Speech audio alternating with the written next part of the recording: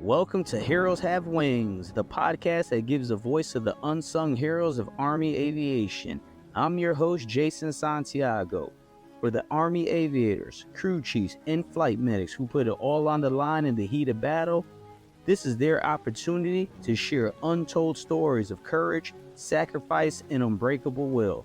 From their beginnings to the battlefield, you hear about their hardships, the moments of doubt, and how they overcame impossible odds to save lives. These warriors didn't just fight for survival, they put others above themselves, embodying the true spirit of heroism and selfless service. Ladies and gentlemen, welcome to Heroes Have Wings.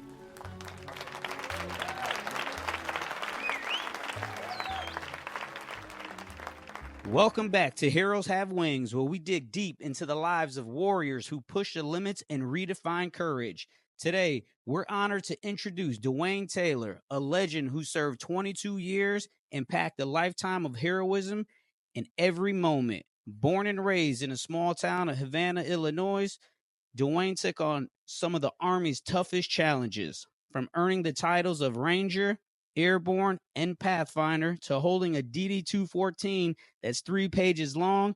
This man embodies dedication with every stripe and medal he's earned. But Duane isn't just a decorated soldier. He's a proud family member, a collector of old foreign currency, and a guy who finds peace in the outdoors, whether he's fishing, hunting, or just digging in the garden. Today, he's here to pull back the curtains on the sacrifice and the raw and realist in the realities of the MEDEVAC community, giving us a glimpse of what it truly means to serve with honor. Duane Taylor, welcome to Heroes Have Wings. Thanks for inviting me. What's up, brother? How you been? What's up? How you been? I've been good, bro. How's life been treating you? Great. All right, so we're going to start it off. First thing we do at Hero Has Wings, we just a little icebreaker. I want you to get comfortable and just relax a little bit. It's called our quick hits. Coffee or energy drinks? Coffee. Country life or city living? Country. Summer heat, winter cold? Summer. Movies or books? Ooh, movies. Dog or cat person? Dog. Beach vacation or mountain resort? Beach. Wake up early, stay up late? Stay up late. Me too, bro. Hey, everybody I've interviewed, we all stay up late. At least midnight, 1, 2. Yep. Action movies or comedies? Ooh, both. Camping or road trip? Camping. Texting or calling? Texting.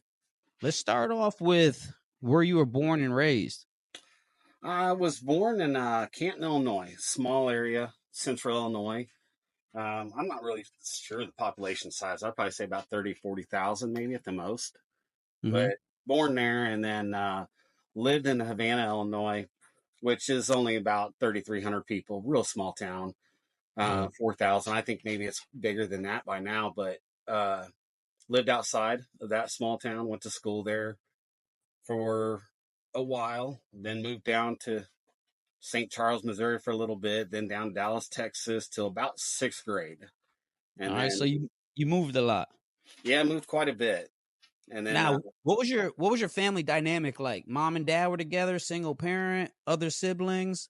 So my parents were married when I was born, and it was shortly after that I was born that they divorced. And then, so I was less than a year old, I think. Okay. And then my mom remarried, and eventually they had 2 more, which was my 2 half sisters. Okay. And so that's where our moving came into play as I got a little bit older, because his job took him farther south, and so that's where we moved. And my dad, he remained there in the same place the whole time. Okay. And how was your relationship with your real dad? My father passed away in 2011. Okay. I think. But as a child, did you guys have a good relationship? Or? Oh, absolutely. Yeah. Nice. Great relationship with my dad. That's where I learned to do a lot of my hunting and fishing at. Nice. And that's just for the audience. That's a testament. I want to, because I'm an advocate of dads. I'm a big time advocate for fathers. Just because you don't live with your child, this is a testament here that his dad was still actively involved in his life and raising him. And that relationship with your dad, how did that make you and form you to the man you are today? Um, I'd say it made me. I look at life, I guess, through an open lens. I guess basically. I mean, my dad wasn't like a punisher, but he wasn't a gifter, I would say, at the same time, if you know what I Yeah, mean. Like, he yeah. didn't praise you, but he didn't also scold you. You could tell when he was disappointed, Mm-hmm. and he would tell you. And then he'd also be, you could tell when he was happy. He just didn't quite Yeah. express it that much sometimes. So So, he pretty much had that daddy love. You know what I'm talking about? Where yeah, you don't have to say much, but when we speak up, they know that we're business. It's all about right. business, right? Yeah. Uh, how, how was your relationship with your mom and your stepdad? Um, my stepdad, not so well. That's kind of Okay. one of the reasons why I went, when I was sixth grade and moved back to Illinois with my dad. Him and I were, yeah, just, How did that how did that impact your relationship with your mom?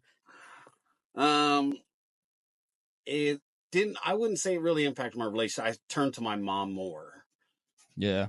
And it was because, I did want to be around him, kind of afraid of him, etc. I mean, Mhm. he was a pretty abusive person. So that was Mm. one of the biggest reasons. And it kind of made me at that time when I was younger, that being that as a child, because of that, yeah, I was pretty bad in school. So did some stupid things, and that's kind of like all the way up to sixth grade. And once when I moved to my dad's, that's when I like, everything stopped, and it Yeah. kind of changed and different kid and start growing up more. So now you as a dad, all right? How did that you saw what it looked like to be, a stern man, we'll say, rough around the edges, stepfather, then you got your dad, having both sides of the world and the different spectrums of the world. How did that help you as a father when you had your own children? Um, it definitely made me not want to like be any type of abusive the way like he was. With my son and my daughter, uh, it was more of like I took on what my dad kind of did more, and it was kind of like you knew when I was upset, you Mhm. knew that when you did something wrong, and you knew and I absolutely praised the hell out of them when they did stuff right. Yeah. So, and our It's kid, very and I important. really think that helped out. Taking that on is having that both sides, is kind of having that one side of saying, I saw this side of being abusive, and I Mhm. don't want that side, and I kept to the other side. And a lot of people, it turns the opposite. So, Yeah. Yeah, usually, and I want to commend you on that. And that's what I notice about a lot of the men in my life. You, um, Jamie Houchisek, episode 2, you guys decided even after being exposed to abusive relationships from a step parent, you guys still decided to be outstanding fathers instead of keeping that generational cycle going. yep, And absolutely. that's one thing I noticed about our generation. Shout out to all the 80s babies and 70s babies. We are snapping a lot of generational curses. We're just not living up to them. And we're making those hard decisions like, look, we could still be a stern dad without abusing our children, but still loving them and just being the standard for them and showing them what a good man looks like. So I really commend you for that. And that's a good job. So you move back with your dad. When did you start one when did you really start realizing that you were going to join the army, or what did college look like? What did it look like when you got to high school and things started? You had to start making those tough decisions. So, uh, we, we didn't grow up with money at all. So, college was going to be either you're going to pay for it out of your own pocket or try to figure out some way of going to college, whether Yeah. it's scholarships, grants, whatever it may be, because Yep. there was no way my dad being a factory worker, my stepmom was diabetic, and so she was ended up being bedridden by the time that we were in high school. So you have one income, and we also live off of government assistance at the time too. So it's like, yeah, college was just not going to be one of those options. But Yeah. I would say I had a knack for the military very, very young now. Like where I grew up at in Illinois, I mean, my backyard was nothing but woods. So I was out there all the time with a BB gun, playing with, you know, pretending I was freaking a soldier running through the woods, shooting at freaking birds and stuff with my BB gun and things like that. So I knew I wanted to do something along the lines of military, law enforcement, something in that area when I was younger. And I would say Desert Storm set it off for me. That was it. I watched that war from the day it started to the day it ended. And I think that I was in seventh or eighth grade at that time when it happened. Was it 90, 91, something like that? And I was like, yeah, I'm going to join the military. Both my grandfathers were World War II veterans. Nice. So, Hearing it. you know, So you decide you want to carry that legacy on for the men in your family. yep. I was like, I'm going to go ahead and do that. My stepfather, he was Vietnam veteran as well. My dad was a generation, born too late to even be drafted for Vietnam. So it was just, he was not any generation there for that part of the family. So I was like, yeah, I'm like, that's what I'm going to go do. And the first thing I wanted to go do was go fly planes. Yeah. So, I mean, everybody wants to, Yeah, everybody. especially after you watch Desert Storm, it's like, oh man, you see those F-18s and everything, Yeah. stealth. I'm Yeah. like, that's what I'm going to go do. So, A-10s are big out there during Desert Storm, man. oh So yeah. seeing those guys, it was like, man, very impressive. How was your relationship with your stepmom? Oh, it was great too. It was good with Great. her. Okay. Yep. Is she still around? No, no, she passed away about a year after I joined the military. Okay. All right. Sorry to hear that. What was that reaction from your dad when you finally told him, Pops, I want to join the military, and your stepmother and your mom and your stepfather? How did that whole conversation go about? When did you make that decision, and what led to that decision? Um, I actually, like, I told them probably my freshman year in high Oh, you school. knew that? You knew that soon? Yeah. Man. Like I told you, I was done. Yeah. I wanted to go in the military. I didn't really care what branch. I didn't care. I just knew what I wanted to kind of do. And I wanted to make my attempt to try to fly in. So I always knew Yep. I wanted to fly. Yep. Um, so I just didn't have the grade point average. I just kind of knew that. So I was like, well, there's other ways to do it. You get in the military, obviously, and then what we did as warrant officers, basically. And so I didn't really know about that too much with the programs, but then I was like, if I can't fly, I don't really care. I just want to go in the military. And I knew I wanted to do 20 years too, as well.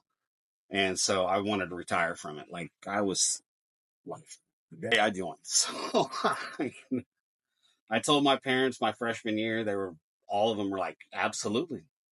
They were all on board. So I had a family that supported it. My stepsister was a year ahead of me. She joined 1 year prior to me. So she joined right out of high school as well. Didn't quite make it through basic training, medical stuff. So, and then I joined my junior year and then went to basic right like 2 weeks after I graduated high school. I was gone. Nice. Nice. It's hard to get into the military. Everyone thinks it's easy, but there's a lot of medical things you got to go through, got to take a test, physical. A lot of people don't make it into the military. But I will tell you this, and I know Duane could agree on this. Once you do make it into the military, your opportunity for success, as long as you're a good soldier, you're not a shitbag, your opportunity for success is overwhelming. In addition to that, even if you make a mistake in the Army, get an Article 15 or whatever the case may be, you still could bounce back from that. And that's one of the greatest things about the organization. It is very forgiving, and they do give you an opportunity time and time again. So that's a great thing. So you leave the basic, you do You do basic while you're a junior. What's the name of that program for the audience so they know? Oh no, I went to right after I graduated high school. I joined junior year, the delayed entry program, Late entry program. That's the same thing I did. and then went to basic right after I graduated high school. Where'd you do basic at? I went to Fort Benning. I don't know Fort what they Benning. call it now. I think it's still. I don't know what it's called right now either. Yeah, since we What was your decided to start changing all the names. What was your MOS when you first joined? When I first joined, I was 11 X-ray. And what's that for the audience? That's the Airborne Ranger. Airborne Ranger. Yeah, I was the one that signed the paperwork that said, "Hey, you want to go fly? Here you go." Got him. That's Got the term. That's the term we use when the recruiter gets you. But you go to basic. Did you go to Airborne, Ranger? Just tell us that whole process of your training cycle, because your training cycle is different from the standard aviator. It's different from mine, so different from the crew chiefs. So when I signed with my recruiter, my contract was an Airborne Ranger contract. So it was basically, your MOS is 11 X-ray till you finish basic, and then whether you're going to be 11 Bravo or 11 Charlie for Ranger Battalion is what kind of gets decided right there at the end. So I left for basic to June 5th, 96, and showed up. Oh my gosh, let me tell you, the flight on the way down there was insane. You're on a plane with a bunch of high school guys, obviously. I mean, and it's just you guys. And I remember this plane and so well. It's one of those little small two prop planes, and it was just literally about 30 of us that was in there, new recruits heading to Fort Benning. I don't know why these guys showed up with like Playboy magazines and stuff on the plane. Oh my God, dude. They're sitting there passing the stuff around. The stewardess, they're sitting there saying like some obscure stuff to the stewardess, things like that. I mean, it's like offensive. And I'm like, man, I hope this stuff doesn't make it out of here, because who's going to greet us when we get off this plane? We're thinking a civilian airport. You're about to find out. Oh, we found out. All right. I don't remember exactly where we landed at, but they told us to stay on the plane. Like, they were like, do not get off the plane. And I was like, shit. I was like, and I looked out the window, and all I could see is these drill sergeant hats and the stewardess all talking to them. And I'm like, we're fucked. And all of a sudden here they all come walking up, and oh my gosh, dude. We got lit up because these dumbasses were literally so offensive to the student. I mean, like sexual harassment type shit, you know? Yeah, I'm yeah. like, God, you guys are idiots. And oh my God, we got lit up. The bus ride was insane all the way to Fort Benning. And then we got lit up even more by female drill sergeants when they found out what Yeah. the gentleman had done. And oh my gosh, it was an all-nighter. Oh my God, it was an all-nighter, dude. That was my introduction to basically replacement. Welcome And to the Army. That's what they tell you when you get there. yeah, Welcome. You signed your life away. Now we got you. So oh yeah. let's have some fun with that. So what was the hardest part about basic? Probably that first day.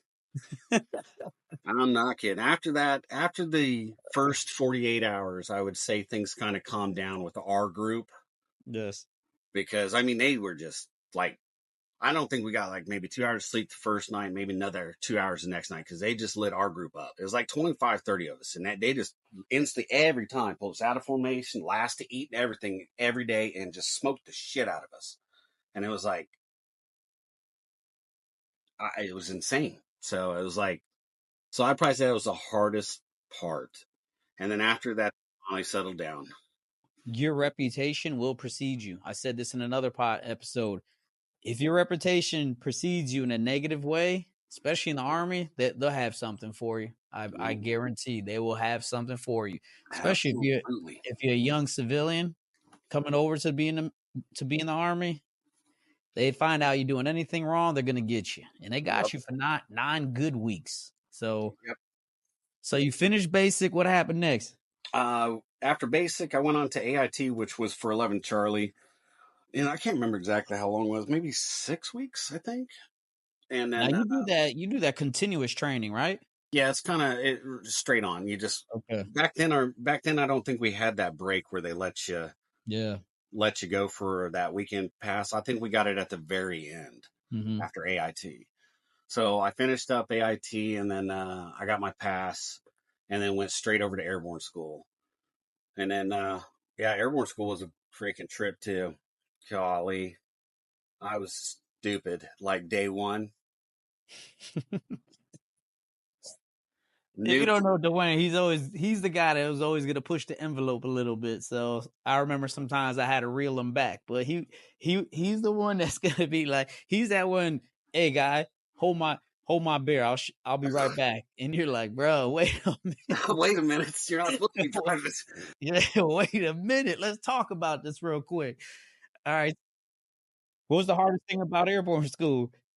So Airborne school, day one, there's a group of us, 11 Charlies that show up, and got a bunch of 11 Bravos as well. Mostly 11 Bravos and a few 11 Charlies. I mean, we're all infantrymen, but there is a Yep. difference between the two. And then you got all the other guys, EMPs, things like that, right?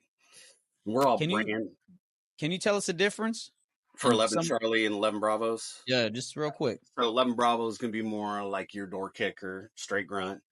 And Mm-hmm. 11 Charlie's your mortarmen that carry around your 60s, 81s, and 120s, things like that, and those type of Okay. mortar systems. So, yeah, we all show up at Airborne and we're getting our room situated. And the one of the instructors comes upstairs, and there's always this little beef between 11 Bravos, 11 Charlies. And none of us knew it was an instructor that came up and said, "Give me 811 high speed 11 Bravos." And I fucking blurred out loud as I can from the end of the hall, "Fuck 11 Bravos." Oh my God. That sounds like something Duane would do. Dude,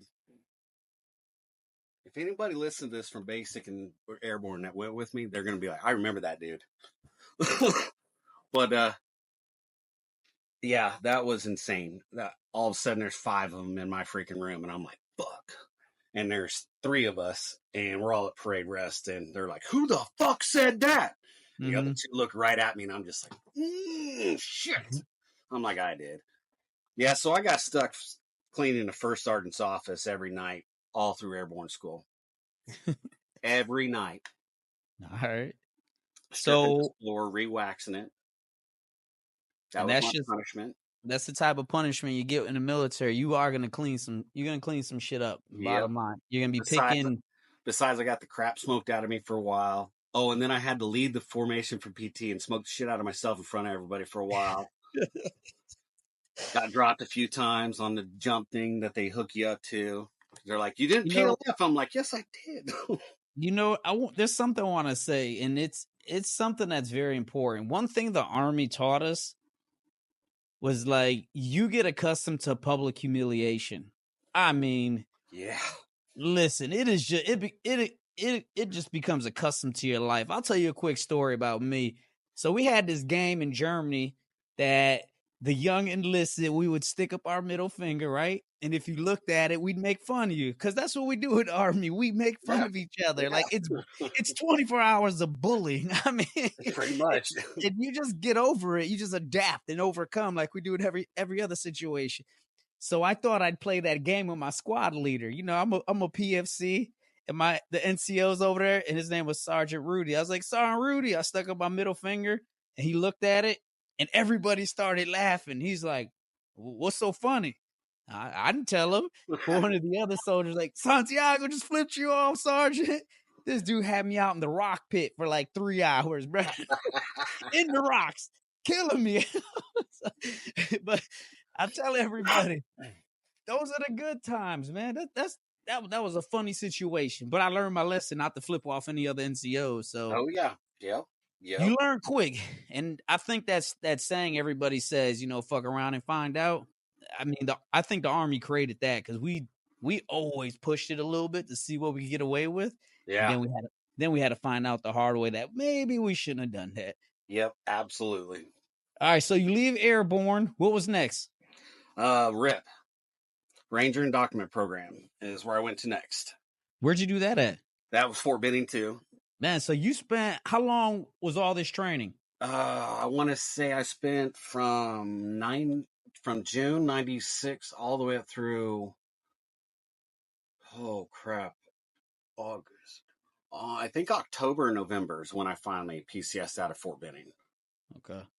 Now for other MOSs, it's not normal that you spend all that time in one duty station for your training. For example, I did basic in Fort Sill, Oklahoma. Right after that, I went to APG, that's Aberdeen Proving Ground for AIT, and then I got shipped off to my first duty station. But I know a lot of combat arms, the 11 series, a few other series. You guys spent a lot of time in Fort Benning, and Yep, most of it's all done down there. So was, the stories they say about Ranger training, Ranger school being hard, was it the absolute hardest thing you ever done in your life? Well, I didn't go to Ranger school right away. That's RIP was your Ranger and Document Program. That's just to get you into Ranger Battalion. Okay. Because you can go to Ranger school at any time, and then Combat Arms MOSs can go to Ranger school now. And then, so like if I didn't go to Ranger school while I was at Second Ranger Battalion, I ended up going to Ranger school once I got to 101st and left. So, yeah, my Airborne incident followed me to RIP. That was fun. So, but I got out of that one because out of 15 of us, I think 11 Charlies, 3 of us were going to RIP. And when RIs came over and got us, we freaking ran all the way down like 5 miles to the freaking barracks with all of our shit on us. And then when we got there, they were like, we had to do they called off our names. And as they did that, when they got to 11 Charlies, which was 3 of us, they were like, hey, which one of you ones that said fuck 11 Bravos? And we all 3 looked at each other like, yeah, it was some dude that was in a different group going to 82nd. So, yeah. Dodge that bullet. Had to smooth that one over. So how long was RIP? 3 weeks. And it's really like, it's kind of like a mini pre-ranger almost, I would say. And you do a lot of patrol-based operation type stuff and then a lot of physical stuff. It's really to make sure that you can get in physically then, and we did a lot of land nav. And then once we graduated RIP, because if you don't graduate, then they send you on to, like 82nd or something like that. Some places, especially if you're junk qualified. So Army doesn't want to waste money on you, so might as well send you to 82nd or Italy or something. Those are airborne divisions. Right. You get airborne qualified, they send you to an airborne division. Like Duane said, the Army doesn't want to spend the money. The Army's big on, if they're going to train you to do something, they want you to do your job. I talked about this before. Just show up, do what the Army's paying you to do. Have a smile when you're doing it. I mean, absolutely. You're going to do it regardless. They're going to make you do it. It's going to get done one way or another. You're going to do it either liking it or not liking it. You choose. You can bitch while you do it or not bitch. So. Correct. All right, so you go to Ranger Battalion over in Fort Lewis. How was your initial reaction when you got to Fort Lewis? Because that was my first duty station here in the States. I went to Germany first, and I came to Fort Lewis. But what years were you there? And what years were you there? 96. Yeah, 96 through 98. Okay. So how was it at Fort Lewis? Oh man, when coming from the Midwest like that, from Illinois, I mean, where I grew up at, as soon as you leave outside the city limits, every direction goes cornfields. I'm not kidding. Northwest, southeast, it doesn't matter. It's nothing but cornfields till the next town, and it could be miles. Going there, oh my gosh! When I flew into that place, seeing the mountains, when you fly into SeaTac, I was just like, man, this place is beautiful. I spent a couple of weeks of replacement before I actually went over to Second Bat. So I got a couple of weeks to check the place, everything out there. And I was just amazed. I was like, wow. I'm like, this is a huge difference from Fort Benning. Huge difference from any place I've ever been at before in my life. And I'm like, man, it's just gorgeous here. It is a beautiful area. Yeah. But I also arrived during the wintertime. And so then it changed real quick. Yeah. So I was like, what the hell? And so, yeah, it changed real quick. And then I think it was about 2 weeks and I finally got to regiment. And yeah, that was another wake up call. That was freaking, you're the brand new cherry getting smoked. That's another thing I would like to talk about real quickly, how everywhere you show up, and this is a lesson for maybe some of the younger listeners out there that are trying to start a new career. I'm here to tell you, everywhere you showed up, when you started getting rank, it was a little different, but still, you had to deal with your peers even at that rank. But everywhere you showed up, you always started off at the bottom. You brought what you knew as you got more senior to other units, but you always had to start off the bottom. You had to prove yourself, and it's just the nature of the beast. And that's something else that was great that the Army taught us. Yeah. Shut up in color. Until it's time for you to do what you got to do, shut up in color. Yeah. I mean, that's just the bottom line. But it teaches you so much, and it thickens your skin.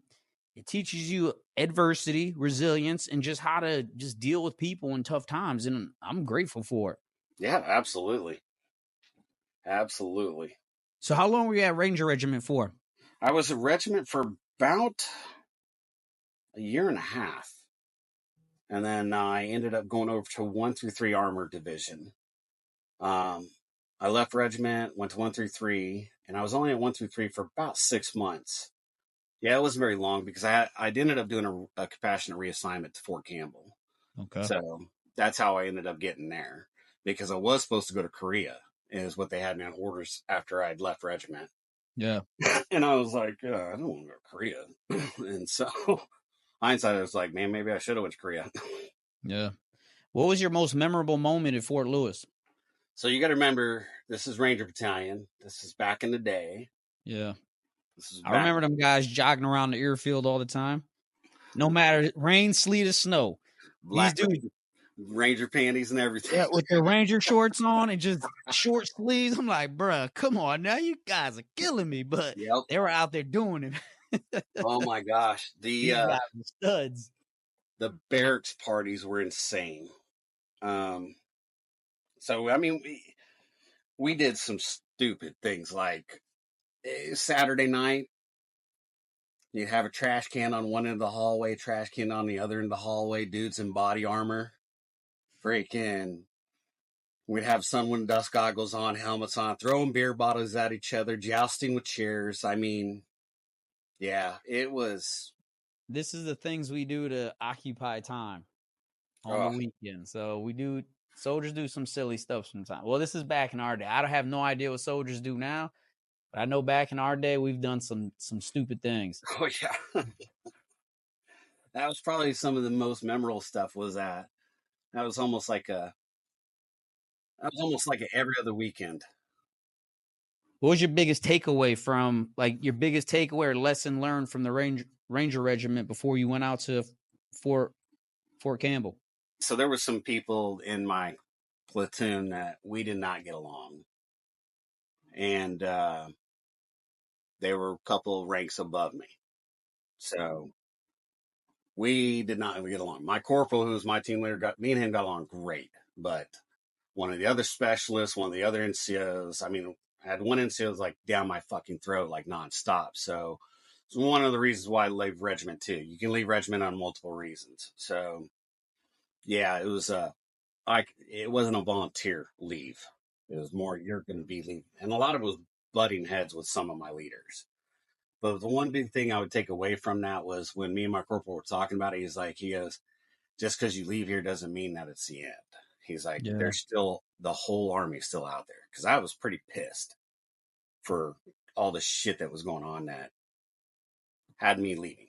Because it was like, one person failed Ranger School, next person failed Ranger School. I'm ready to freaking go, but you're not going to let me go because you and I don't get along. Because my attitude's different than your attitude. Yeah. And that's something, just to add on to what Duane's saying, that's something that I've encountered in the military. That's there's a lot of great things about the Army. And like Duane said, you do have opportunity after opportunity to get stuff done and do things. However, if there's that one person that you don't see eye to eye with and they're the one in charge of you, they will make your life painful. They will keep you from growing.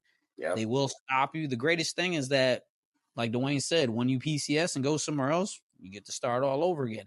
But that one individual can make it very hard for you, especially if you're trying to accomplish your dreams.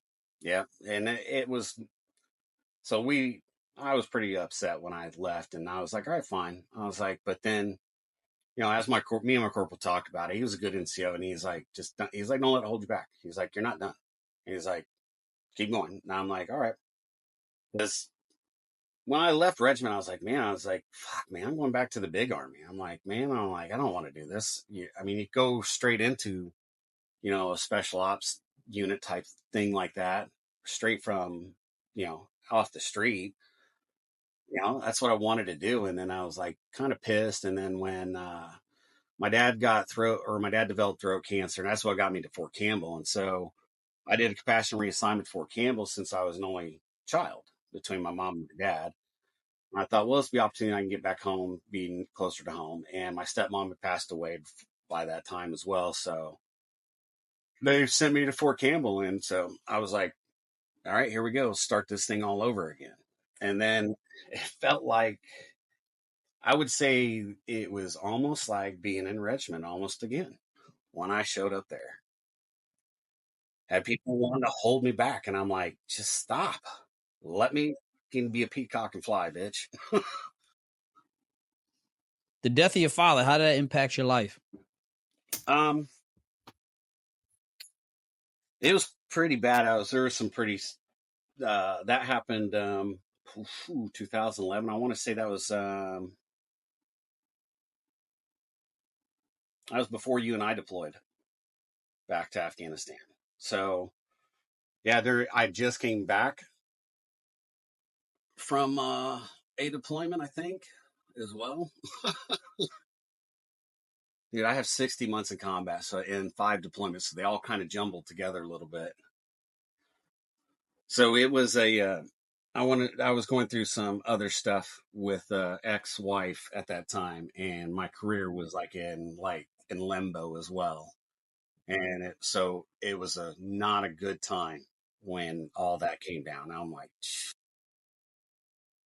Yeah, we'll get to all that. So, and it's crazy because I think one of the greatest thing the Army has taught us is that because the world's gonna shit on you sometimes, and when it does, you're just ready for it because you deal with so much sometimes that when stuff happens, man, like it could be unemployment, a divorce, lose a house, whatever that thing may be.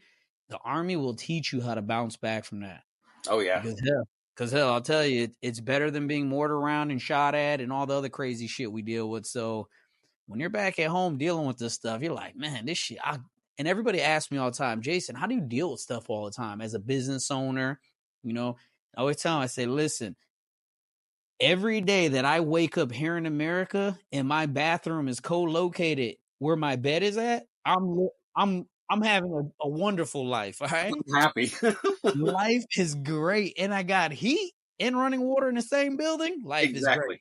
Exactly. And Exactly. I only say that not to dumb it down and not say I don't want a better life and a better quality life. I'm just saying I know how bad it can get. Oh yeah. And I always remember those things. So you Yep. show up at Fort Campbell, and where do you get assigned at? So I get assigned to HHC 3rd 187 is the first unit there. And I go straight to the 81 mortar. So I was used to jumping 60s and regiment. And then when I went to 1 through 3, they're tracked. So they had the 1 through 3 armor vehicles, and they had the 120s and with the 81 inserts. But then HHC, that 3rd 187, they had 81s with Humvees. And so I was Now, kind of different. can you tell the audience those vehicles real quick, just so they know what we're talking about? So the 113 is like an armor personnel carrier type vehicle with a 120 mounted in the back of it. And then the Humvee, obviously just a regular standard Humvee, soft top Humvees back then.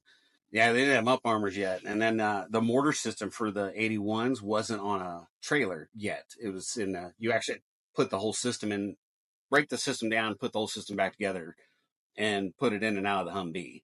So, yeah, that was fun. So I ended up at 3rd 187. Now, third 187, do they have a name? Because everybody knows all the different names over in Fort Campbell. Rakasans. So you're a Rakasan. All Yeah. right.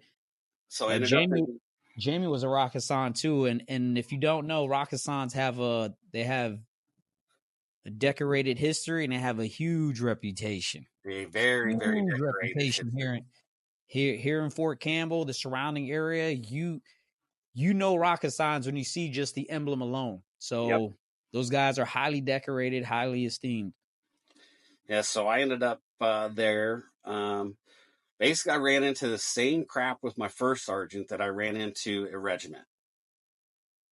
It's like I'm scoring, well over 300 on the PT test. I'm like antsy to go. Like there's slots, Yeah. And and this is the Ranger Regiment, right? Not no, Ranger Man, the this school. just go to school, just so I School. can go to school, so I could start continuing the track that I wanted to go down. My track in long term was obvious. I was Ranger, SF, eventually tried maybe go Delta, stuff like that. That was eventually what I wanted to do. But I'll explain why tide turned.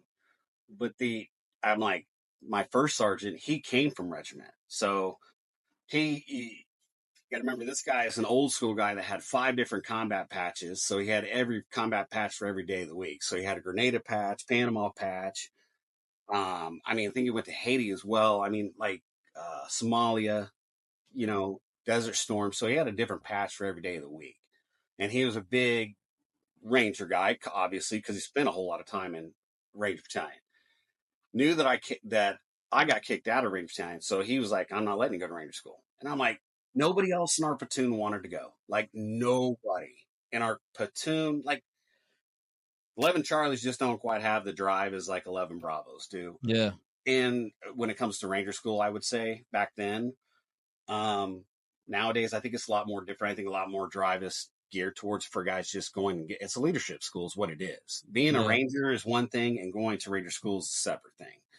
And so I wanted to get that leadership underneath my belt. And I begged and begged and begged. And no, wouldn't let me go. Finally, when it came time to reenlist, they wanted me to reenlist. But I was like, first of all, I ain't reenlisting with that first sergeant around. I was like, and I want to change my MOS. I was like, so at the time when you go to regiment, if you're 11 Charlie, you get secondaries 11 Bravo, obviously. So I was like, I want my MOS to swap. I'm not going to want to go to line unit. I was like, so I want to be 11 Bravo, and I'm like, I want to go to Ranger School ASAP. And so he had no control over it then. So I turned around, I re-enlisted. They sent me to Alpha Company. I showed up to Alpha Company. They're like, hey, we're going to put you on a 240. I'm like, all right, cool. And I was like, I'm ready to go to Ranger School. And like 2 weeks later, like, really? And I was like, yeah, let's go. And they sent me to pre-Ranger and went to Ranger School right after that. So Let's go. yeah. So 2 things I want to talk about, and I want you just to talk about it real quickly. How did you feel that we talked about it earlier? Your reputation was preceding you, right? Because the same things in the aviation units. If you do something, aviation's very small, very, very small, very, very, very small. I can't even stress that enough. Okay. If you do something, if you make a mistake, very unforgiving as well. And that's one of the biggest issues I had. Now, if you do something crazy and you do it blatantly, that's one thing. But if you make a mistake, right, we're all human here. They will crush you over that. They'll ruin your career. So you dealing with that, those people's preconceived notions of you at a young in your military, how did you deal with that? I'll put it this way. It made me a lot more outspoken towards some of the leadership that I probably shouldn't have been.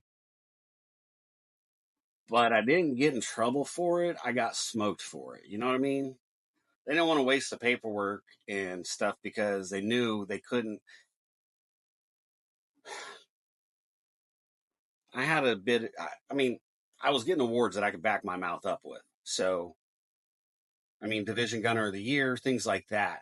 Like, I was smoking our gun teams as the lone gunner. all by Dang. myself, things like that. I mean, Yeah. so I can back it up, and so I talk some trash sometimes, and and when I didn't get, it really upset me that when you're asking for these schools, you're like, especially the NCOs, is what really pissed me off about them was you have a soldier that wants to do better, is Yeah. trying to do better, trying to go faster in their career, whatever it may be, and you're afraid that they might outdo you, and you're going to hold them back. Mm. Damn, that's a real thing, bro. And I've seen it. And I would say this is my opinion. All right. I would say this leadership that hold their people back because they're afraid of them surpassing them. That's not good leadership. That's Absolutely insecure not. leadership. If you're a true leader, you're doing everything to make sure your people get better than you because you have to hand over the torch one day. Yep. I'm here to tell everybody you will leave the army one day. We all leave voluntarily or involuntarily. Your ass is leaving the army, but you have to decide what impression am I going to leave on these young soldiers that I mentor and lead every day? Or am I just going to suppress them, hold them back, and then they're not going to they're going to be talking about me 20 years from now because I was that butthole that didn't want to help them out. Am I wrong though? Because You're not wrong. we even dealt with that in the aviation world. I mean, Yep. and like I said, we're going to talk about the good and the bad here. I'm creating that safe space for everybody. What we're not going to do is sit around and talk about how everything was lily roses and shit like that, because that's just not the truth. And that's what we're not here for. Oh, no. So, all right. So you get to Ranger School. How was Ranger School? So when I got down to ACO, after we did that first 2 week FTX, I told my student sergeant, I'm like, yo, I'm ready to go. Because he's like, nobody else wants to go. He's like, hell yeah, let's get you out of here and sent. So I did pre-ranger there at Fort Campbell. Pre-ranger, it kind of reminded me of RIP. There was quite a bit of physical stuff at the beginning, and then obviously you got to pass, like the 5 mile run, the road march, those things like that. Because I want to say the 5 mile run you had to do in less than 40 minutes. And then you got the road march, obviously, the 3 hour, 12 miles, and then the obstacle courses. And so it's like mini obstacle course, gets you ready for Ranger School itself. And then you go into your patrol phases and start learning your different op orders and how to break those down and make your own, and basically learn everything from squad leader up to a platoon leader, and so up to a company commander as well once you get to Ranger School. So it wasn't hard, I would say, physically, because I was in great shape to go. So I mean, I packed on. I score PT test was 300, like 90% of the time I was scoring 300s. I did a lot of weight working out, and I was taking some creatine when it first started coming out. Then, and I kind of bulked up just a little bit to go because I knew I was going to lose weight, and Yeah. so I would say pre-ranger wasn't too bad at all. I didn't think it was the physical aspect wasn't too bad at all. The op orders and stuff wasn't too hard to learn, and patrol wasn't too hard to learn. It's just trying to figure out your place as the squad leader or team leader or platoon leader, platoon sergeant, exactly what they do. So you get a balance of everything of what an infantry platoon does. Because a lot of guys, come in as private, they're like, hey, here's your M4. And they're just like, what do I do? Pull security over here. All right, cool. They don't know what a platoon sergeant does. They don't know what a PL does. And then they get a briefing from their team leader or squad leader after everything's been broken down. So it gives you an over aspect of everything. All right. So after that, you hit Ranger School. How was that? Yeah, so my goal was to finish Ranger School in one shot. The reason was my wife was pregnant at the time, and so she was due in January. And the way at first I was going to do pre-ranger, knock it out, and then I was going to wait to go to Ranger School till after my wife had Preston, and I decided not to. I decided to go ahead and go straight to Ranger School because the RIs are like, for the guys that are going to wait, they're like, we're telling you right now, you have a better chance of making it straight through now after pre-ranger versus waiting 6 months and then going. And so I was like, fine. I was like, I'll go. And they're like, you can go, you can recycle once. And they're like, you would still graduate on time and be back before your son is born. And I was like, okay. I'm like, but I don't plan on recycling it. So I was like, to my wife, I was like, I'm just gonna go ahead and do it. She's like, okay. I'm like, and if need be, I was like, if I get recycled once, I'll still be back. If I get recycled twice, they're gonna let me come back for emergency leave, and then I'll just go back and do my recycles. So yeah, I didn't have to recycle. I went straight through. That was my drive to get through that first time. Was I In want good to old be there. Duane fashion, getting shit done. I want to be there when my son is born. So Yeah, that's huge right there. yep, Very big. And that's the good thing. The Army will allow you to be there for your first child to be born. Now, second, third, and fourth, maybe yeah, not not so so much. much. But that first one, they'll make sure they get the first one covered. After that, you're playing dice at that point. Yep. What was the hardest thing about Ranger School, and what was your biggest lesson learned at Ranger School? Oh man, the hardest part was freaking Florida. Really, Darby was not too bad. Like I did not think that the obstacle course wasn't that bad. I mean, especially after doing air assault obstacle course, things like those courses, you got more added to it, obviously. But I thought it was a lot of fun personally. The combatives was freaking fun. I mean, I really had a blast with the smokings. I mean, it sucked, and if you watched the RIs, you could get away with it. So you just had to learn how to conserve some energy. Oh yeah, that was always the trick when getting Yeah. smoked. So it was like It's called looking busy. it was a game, especially when you're in formation and then you got Yeah. 6 RIs walking around in between everybody, and we're all getting smoked and we're all looking, and you're kind of whispering, "Your turn." And Frank puts his knees down. Yeah. Your turn. Okay. So it was I had a blast with that. So Georgia phase was fun. Mountain phase was that was insane too. We had to come off the mountain one night because of lightning. Um, and then Florida. Oh my, whew, the worst part in Florida phase. Oh my God, there were so many of them. But the one that stands out the most was the day our resupply truck got blown up. We'd already gone. At this time, we're down. When you go to Florida phase, you're down to 2 MREs a day. So you go from 3 on the other 2 phases a day down to 2 a day. So you've already lost all kinds of weight. Your body's smoked. I mean, especially if you've been recycled. Some of those guys that were recycled, good God, man, And I'm those telling you, are those are meals ready to eat for the audience. and they just looked horrible. But yeah, we got down to the 2 MREs in Florida, and then we're in the middle of our patrol phases, which is the last week. We'd already came in twice, I think, because of weather. The weather temperature dropped so much down there, like 30s, freezing.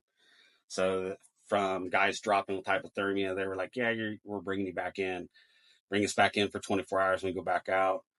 But when we go back out, but when we came back in, it was just like you were in the field. So it was like you couldn't sleep on your bunk. It was like an open bay. Still had to eat MREs. There's no chow halls, things like that. But we were getting down to that last few days in the field phase in Florida, and our resupply. I remember laying in my little foxhole with my buddy, my ranger buddy, and I'm sitting there going, "Dude, I am so fucking hungry." And he's like, "I am too." And I'm like, "Chow's supposed to be coming today, right?" And he's like, "Yes." I guess it's been 24 hours. He's like, "Yes." And I'm like, "Okay."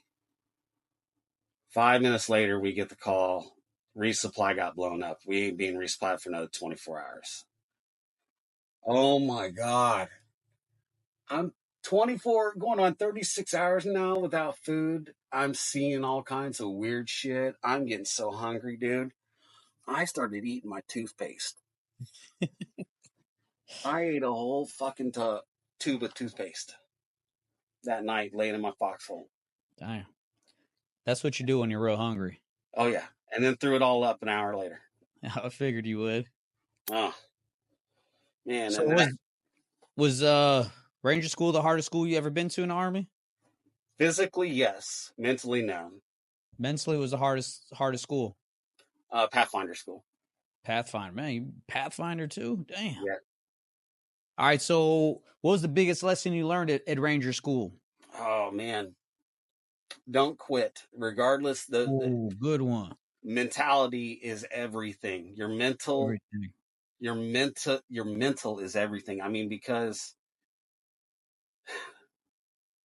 I would say that school, I wouldn't say so much physical, because once you get past Hell Week, the physical stuff's kind of done and over with. Now you're into, learning how to do patrol base stuff like that. That's your physical. Now you're out in the woods running around with your ruck, your gear on. That's your physical portions. Yeah. Your heavy portion was obviously at the very beginning to make sure you can get in. After that, I think it's all mental, Mm-hmm. because if you tell your body you can still do it, it's Oh, going to keep yeah. going. Yep. And it's unbelievable what the body will go through. Like, it's insane. And Ranger School just literally taught me that regardless, whenever you think that you're done, there's still probably 10 to 20% still in that gas tank, and you just got to figure out where it is. Maybe shake it up a little bit. Yeah. You It's know? like those batteries that you thought were dead. You take Yep. off the back and you just roll them a little bit and they work some more. Yep. It's exactly what it's like, right? Yep. And that was my biggest takeaway. And when I got back from Ranger School, because even in the regular infantry, it wasn't a big drive for guys to go. It was a drive for leaders to go, but it wasn't a drive for the younger guys. And the younger guys are like, all of them, I had this mentality of, fuck that. You'll die there. You're going to lose all this weight. Yeah, you did. You lose a lot of weight. Mm-hmm. I mean, I lost, I think, 45 pounds total, 62 days. 62 days. Damn. Yeah, my wife didn't recognize me when I came home. She thought the Damn. chaplain was there to deliver bad news. Damn. And it I was me. think is it Duane, is it safe to say that even though you had your reputation preceding you, you still had a reputation for the guy that did the hard shit good, and you put up. You talked Yeah. the shit, but you did your shit. I think Yeah. that's what probably pissed people off more than anything. And I didn't like ruffling feathers like that, but Yeah. some people's attitudes are, they sometimes they have to hear it in order Yeah. for them to understand it. So that, hey, maybe your leadership is the problem, you know. So So you get done Ranger Regiment. What happened next? Not um, Ranger Regiment, Ranger School. I want to be clear. I misspoke. Ranger School. And you're yeah, back to Fort Campbell. What'd you do next? I get back from school, and my son's born that year, or 2000, or so I got back in 99. My son's born 2000.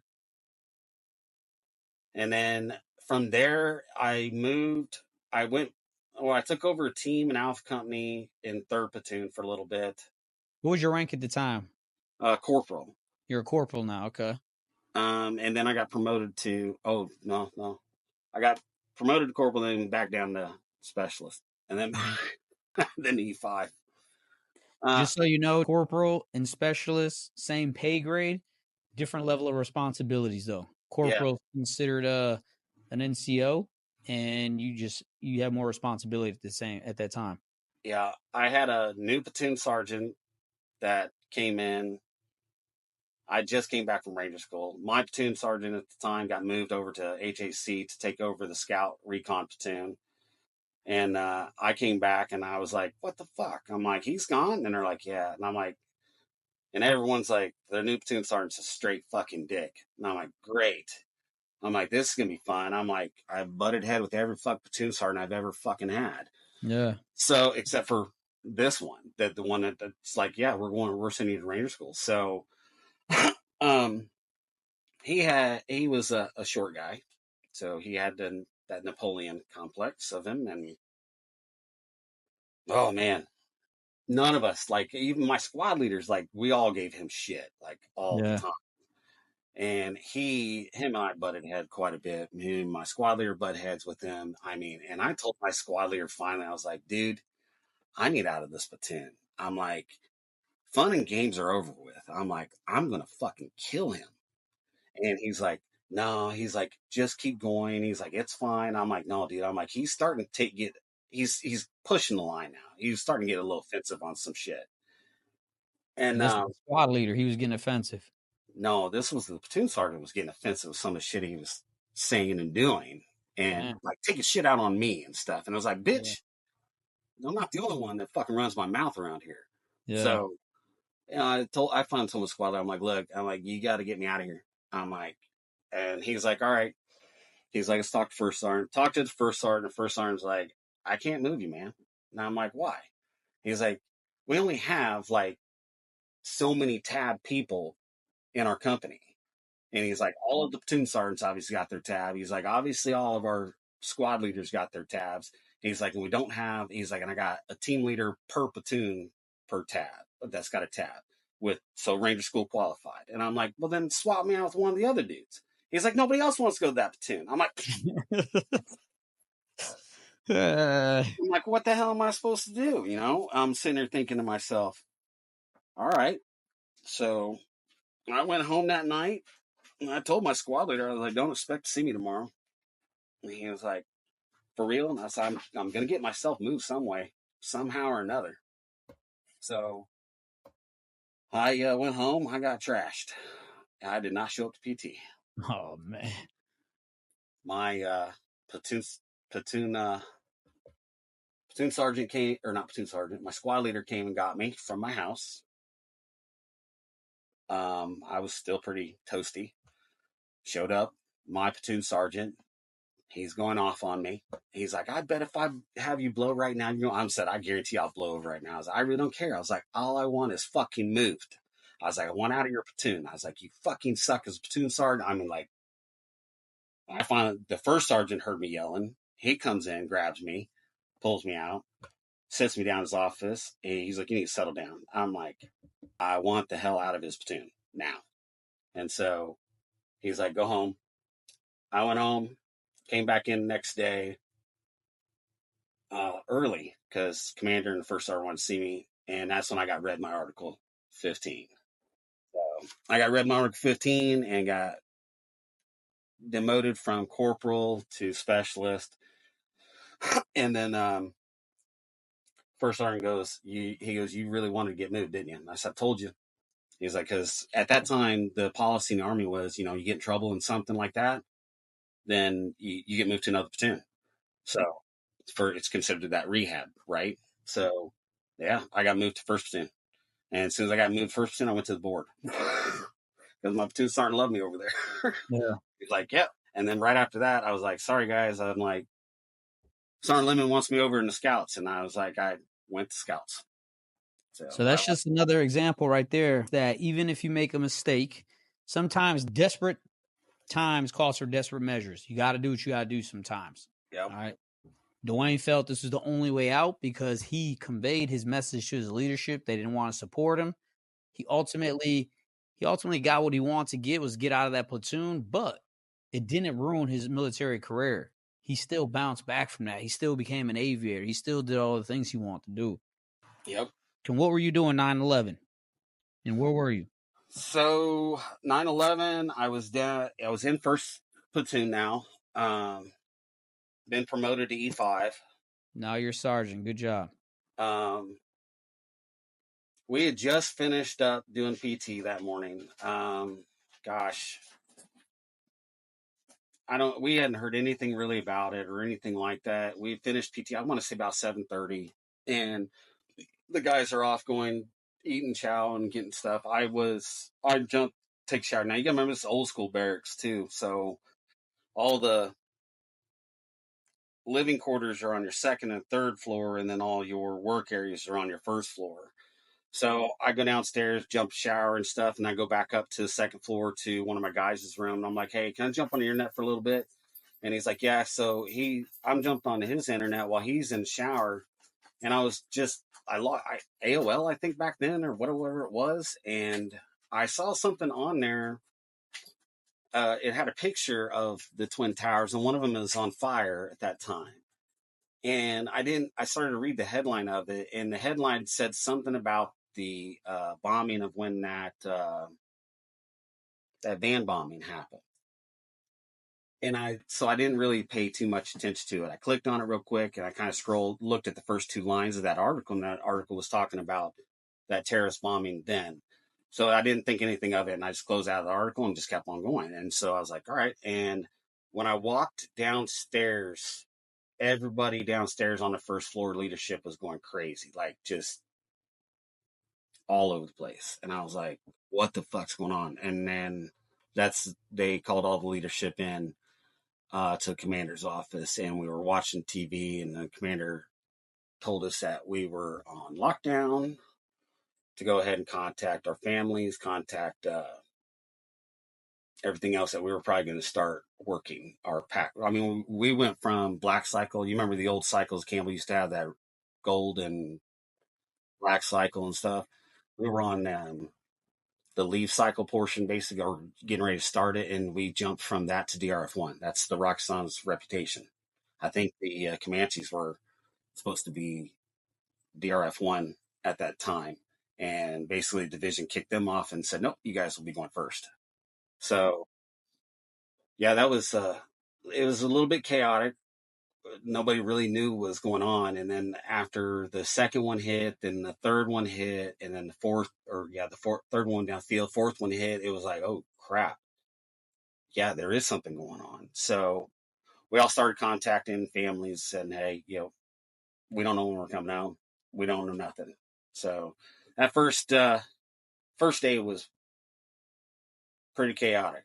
I mean, we started actually outfitting gear and stuff within, I think, that first week. They started issuing out desert uniforms and everything. So it was pretty quick. And then the next 24 hours, we finally went home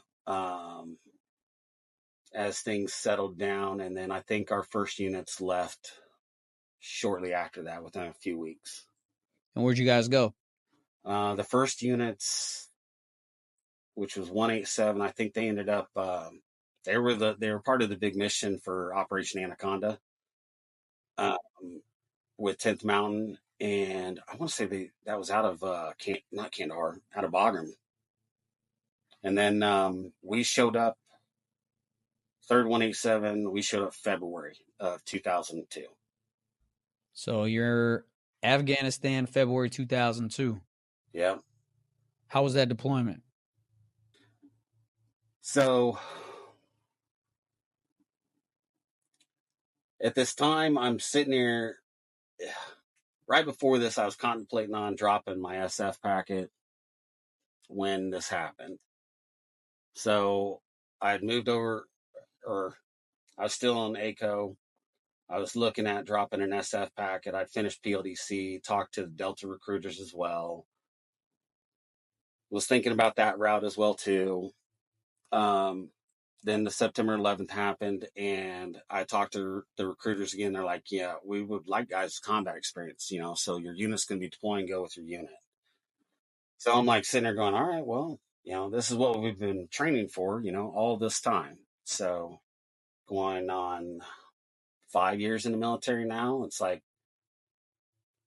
yep, this is what we've been training for. So we started doing some shuffling in the unit a little bit. I got moved over to HHC with the scout and recon with Sergeant Lemon, who was my prior platoon sergeant down in NACO. Moved over there, started working with the scouts, the snipers, learning all that stuff. And then we finished our outfitting and we left out the door. When we arrived, the plane ride over was, I don't know, C-17. C-141, I think, actually. Could have been C-17. I think C-17s were just new right as I was leaving regiment, but I think that was one of my last jumps.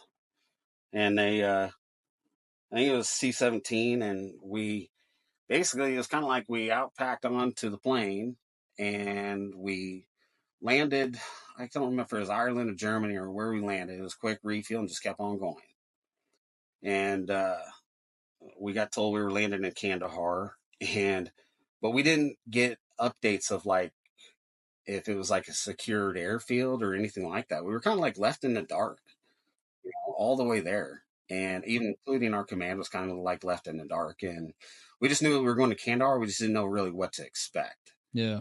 And so we didn't know if we were getting off the plane fighting or what. So, but we were ready to. So, I mean, like literally when we were about 10 miles out, we put on all of our body armor, packed up, locked and loaded, and everything.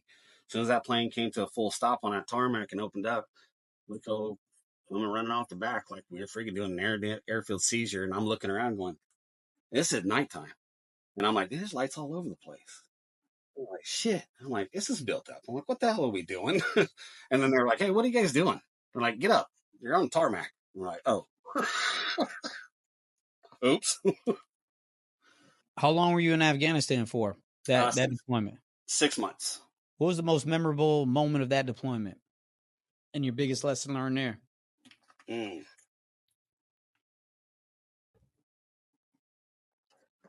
So the lesson learned there was when I got to fly in the front of the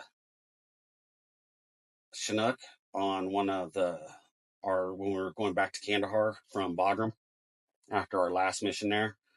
Well, actually, next to the last mission. We were moving down to Kandahar for our last mission. I got to ride in that jump seat with the Chinook, the pilots.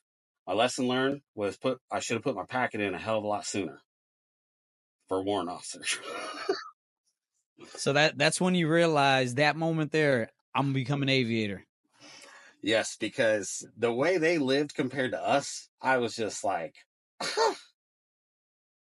I mean, this is 2002. We didn't, Kandahar's not built up. All right, so that hangar that we had in Bagram, Yeah. in the Med, I was in that hangar in 2002. Damn. So, I mean, yeah, that's how long I've been back and forth between all those places. But oh my gosh, it was, yeah, seeing the way that they lived, the aviators, we all had GP mediums, but we had no freaking air, like none. These guys brought in ACs and stuff somehow, and we're like, how did they get this shit? I mean, That's how I became an aviator too. I was we're getting ready to go to Iraq in 03. And I'm out there, Fort Polk, Louisiana. We getting ready to go to Iraq in 03. And I'm out there beating these rocks with a pickaxe with all this gear on in May, right? I see these Chinooks drop a sling load. They land outside of the fob, like outside of our little wire area. yep. They land, pilots get out, take a nap underneath the nose of the aircraft.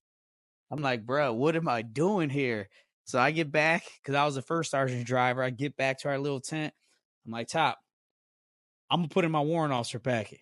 I'm gonna be a helicopter pilot. He's like, Santiago, stop fucking with me. I'm like, I'm dead ass. So I'm like, first sergeant, I'm dead ass. I'm making this happen. He's like, whatever. And shit. This was in May. I dropped my pack in October.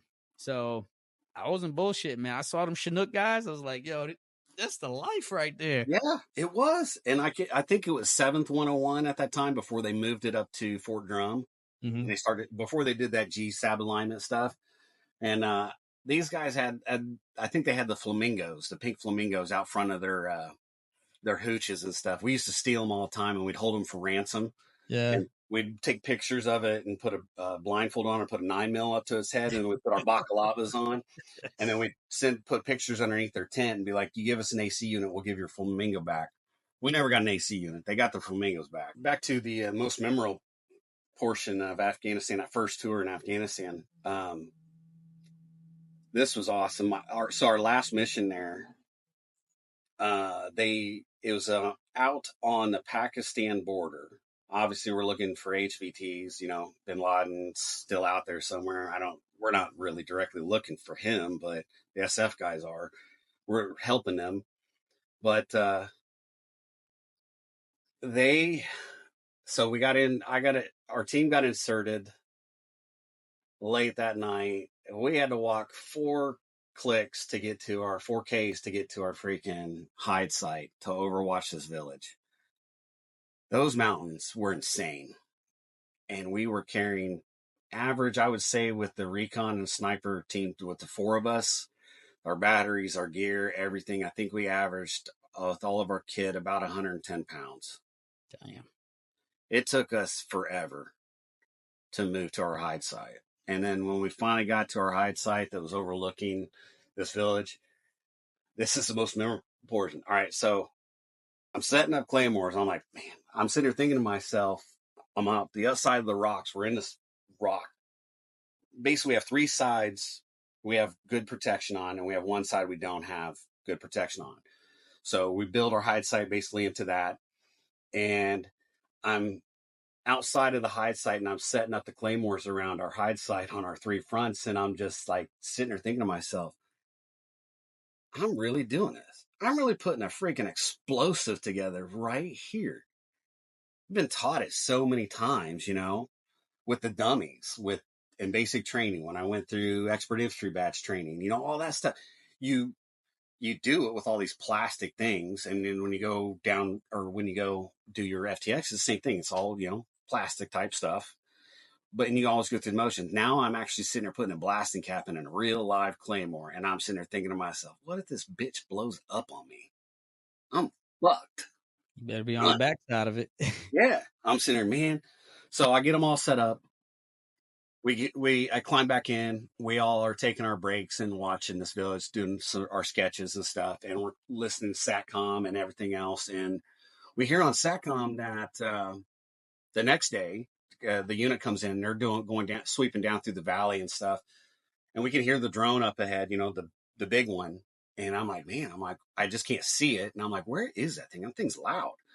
And we hear on Satcom that the Taliban are trying to shoot down the drone with a stinger somewhere near us.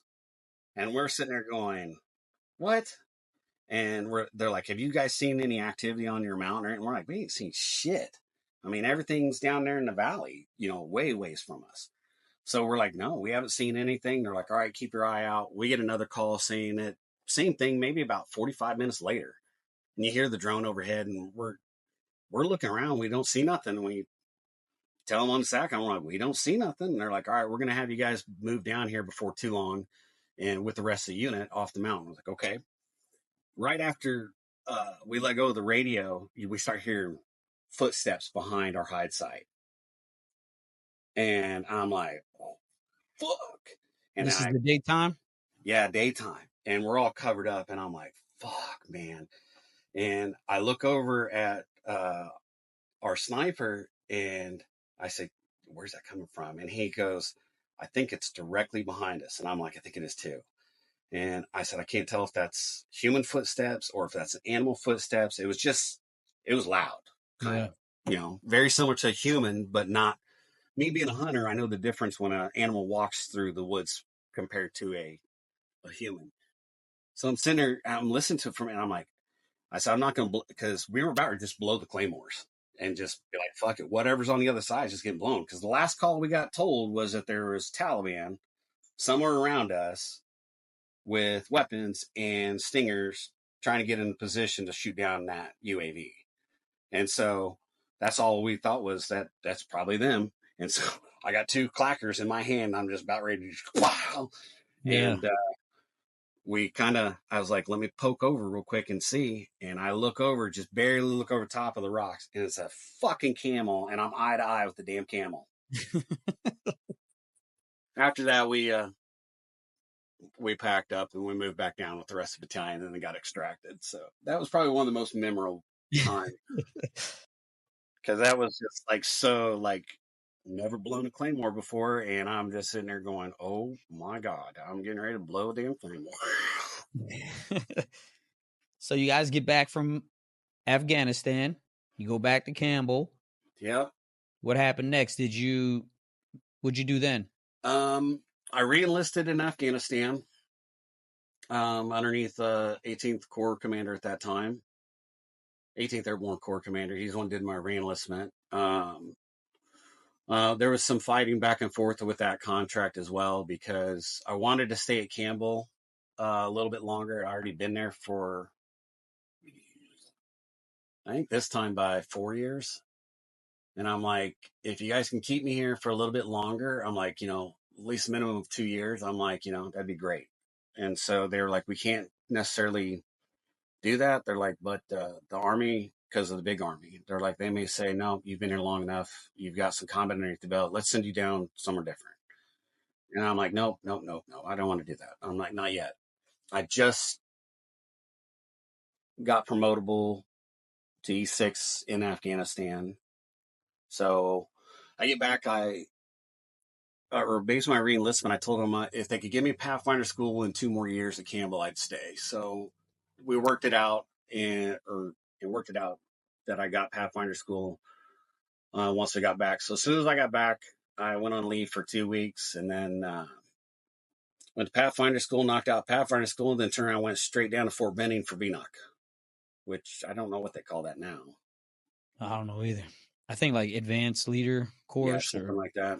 What exactly Pathfinder school is and what is a Pathfinder? So Pathfinder school is setting up helicopter landing zones and drop landing zones. So basically figuring out dimensions of how to figure out how many planes or helicopters, if you got jumpers, how many you can get on passes, plus the wind as well. How many helicopters you might be able to fit into a landing zone versus how many you can fit with sling loads. It's multiple different, it's a lot of math, a lot of freaking math. And so you said earlier that's the hardest school you've been to? That was the hardest school I went to, mind-wise, because it's a gentleman's course. I mean, you show up for class. I think we showed up at 8:30 every day, and it's every day was book work, constantly math problems, configurations, and then at the end of the day, you get done, and they tell you they're like, you need to get in your study groups because they're like, it's kind of like flight school. They're like, you don't get in study groups, you will not pass this course. And so every night I was studying with 3 other guys. We'd go meet up at Denny's or something like that and study for 2 hours. And then you get tested on each section. And then the very end of the course, you get an accumulative test, and you still have to score so much out of each one of those sections still. Yeah. So every 2-3 days you have a test. You have to score 80%, 70 or 80%, I think, and above. That weeded out. I think that weeded out 4 people instantly that very first 2 days. And then another dude weeded out the next 4 days for a test, and then 3 days after that another test, and then you do a field problem as well, but it's like a very short one. So you kind of put all that application that you did in classroom into work out in the field, and you're tested on that as well. And then in the very end, it all comes together, and you get the big ass test. So that was probably the most mind one. Physically, yeah, nothing to it. So you get done Pathfinder, Campbell, 2 years. Well, I get done with Pathfinder school. No, I didn't go to I went to BNOC afterwards, after Iraq. So I get on Pathfinder school, and I start working on my warrant officer packet. I did my physical first because I got told that would be the hardest thing to do, or would take the longest to do. Then I went and did the 2-week course to get my GT score up because I was a 109 and you needed a 110. And so I started working on all that instantly, and then got most of it done. And I started working on the resume portion of it. And then that's when we found out we were going to be going to Iraq. So we weren't home very long. I want to say it was maybe, we left February of the next year, and we got home August or September of 2002. So I wasn't home very long, so knocked out So I went to Pathfinder school in 02 when I got back. 03, we turned around and left for Iraq. So I wasn't home very long. So I knocked out that school in between, and PLDC as well. Yeah, because I had to get PLDC knocked out. BNOC was after Iraq.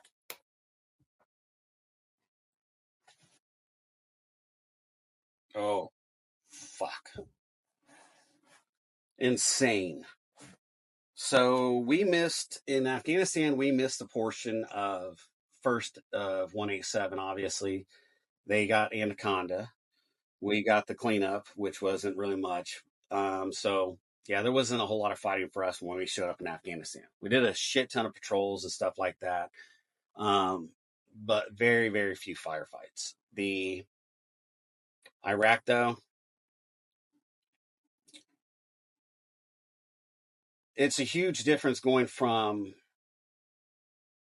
a country that's probably 150, 200 years behind us in Afghanistan, the cultural wise. Mm-hmm. I mean, when you say Stone Age, they live Stone Age. It's Man, real deal. it is a real deal there. Like, a lot of people don't understand that. You go to Iraq, Iraq's more still considered third world, but very modernized. So, I mean, there's a lot of English, a lot of stuff written in English there. And so, but the difference is that this was a modernized type army, or supposed to be modernized type army. And I'm sitting here thinking to myself, I watched this motherfucker, what he did to Kuwait. And I'm like, he shot scuds with mustard gas. I mean, this is the first time, besides one incident in Afghanistan, that I really thought for sure this could end up in a nuclear, biological, chemical type situation. And that was a real big fear. So in Kuwait, it was just like, it was always there, that fear was, and constantly glued to the news watching what he was doing, because he was shooting scuds at Kuwait. He was shooting them at Israel, I think, too. Some towards Syria. I mean, but we were the interceptors, the Patriots were taking them down. Yeah. But yeah, one of the nights we were in those big, huge GP large, like, circus tents. Everybody's sleeping on the floor because we're getting ready for the invasion and stuff. And the middle of the night, I guess he shot a scud. Or no, it was when they shot down that freaking tornado, that British tornado, on accident. That Patriot came out of our fob there in Kuwait. Now all of us are freaking asleep, you know, and passed out. Man, that thing was so freaking loud when it went off. It scared the living shit out of all of us. We thought a scud landed in the middle of the fob and was spewing out like chemical weapons. It's a crap. We're running around like freaking ants trying to grab pro mask and gear and throwing them on. And come to find out, the damn Patriot missile just left our freaking fob. But after that, we moved forward again, and then got up to the FLOT, and then we got assigned to one of the aviation units out of Fort Campbell, and we were basically, third ID had crossed over, and basically our job was to move forward with them and help secure bridges and stuff like that as they move forward too. And you were third ID, right? Nope, I was with third 187. Yeah. Did you get connected to third ID? Yeah, we did in the end. Okay, yeah. Okay. So at that time, I'd moved from HHC. I'd gone from HHC, from the Scout Recon Platoon, back down to Alpha Company, and became a squad leader in 1st Platoon. So I went back to my original platoon that I came from with the new platoon sergeant as well. And we took off. Actually, it was all new squad leaders too. And we flew in, I think it was like 400 Ks. And it was man, I remember fighting with the freaking pilots on the tarmac before we took off because they told us we were too heavy with all of our gear. Of course, I didn't know shit about Blackhawks yet. I mean, I was gonna say, later on down your career, you realize the importance of that. oh yeah, like we had a ton of gear. I mean, we're a bunch of infantry guys, so we have our rucks, we have assault packs with us, we have AT4s, we've got javelins. I mean, 240s. I mean, we are decked out for this going in, because nothing like very similar to some of our raids in Afghanistan, but nothing like this. I mean, we had a lot of extra stuff.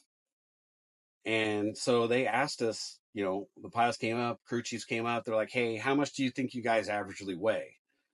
And we were trying to stack 12 dudes on a freaking Blackhawk with all the shit seats out, And the Chinooks, I mean, because we've rode mostly Chinooks in Afghanistan, so it wasn't a big deal.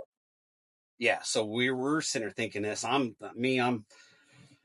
air assault qualified, Pathfinder qualified. I'm sitting there, I know all the freaking ins and outs of how this aircraft can lift and shit.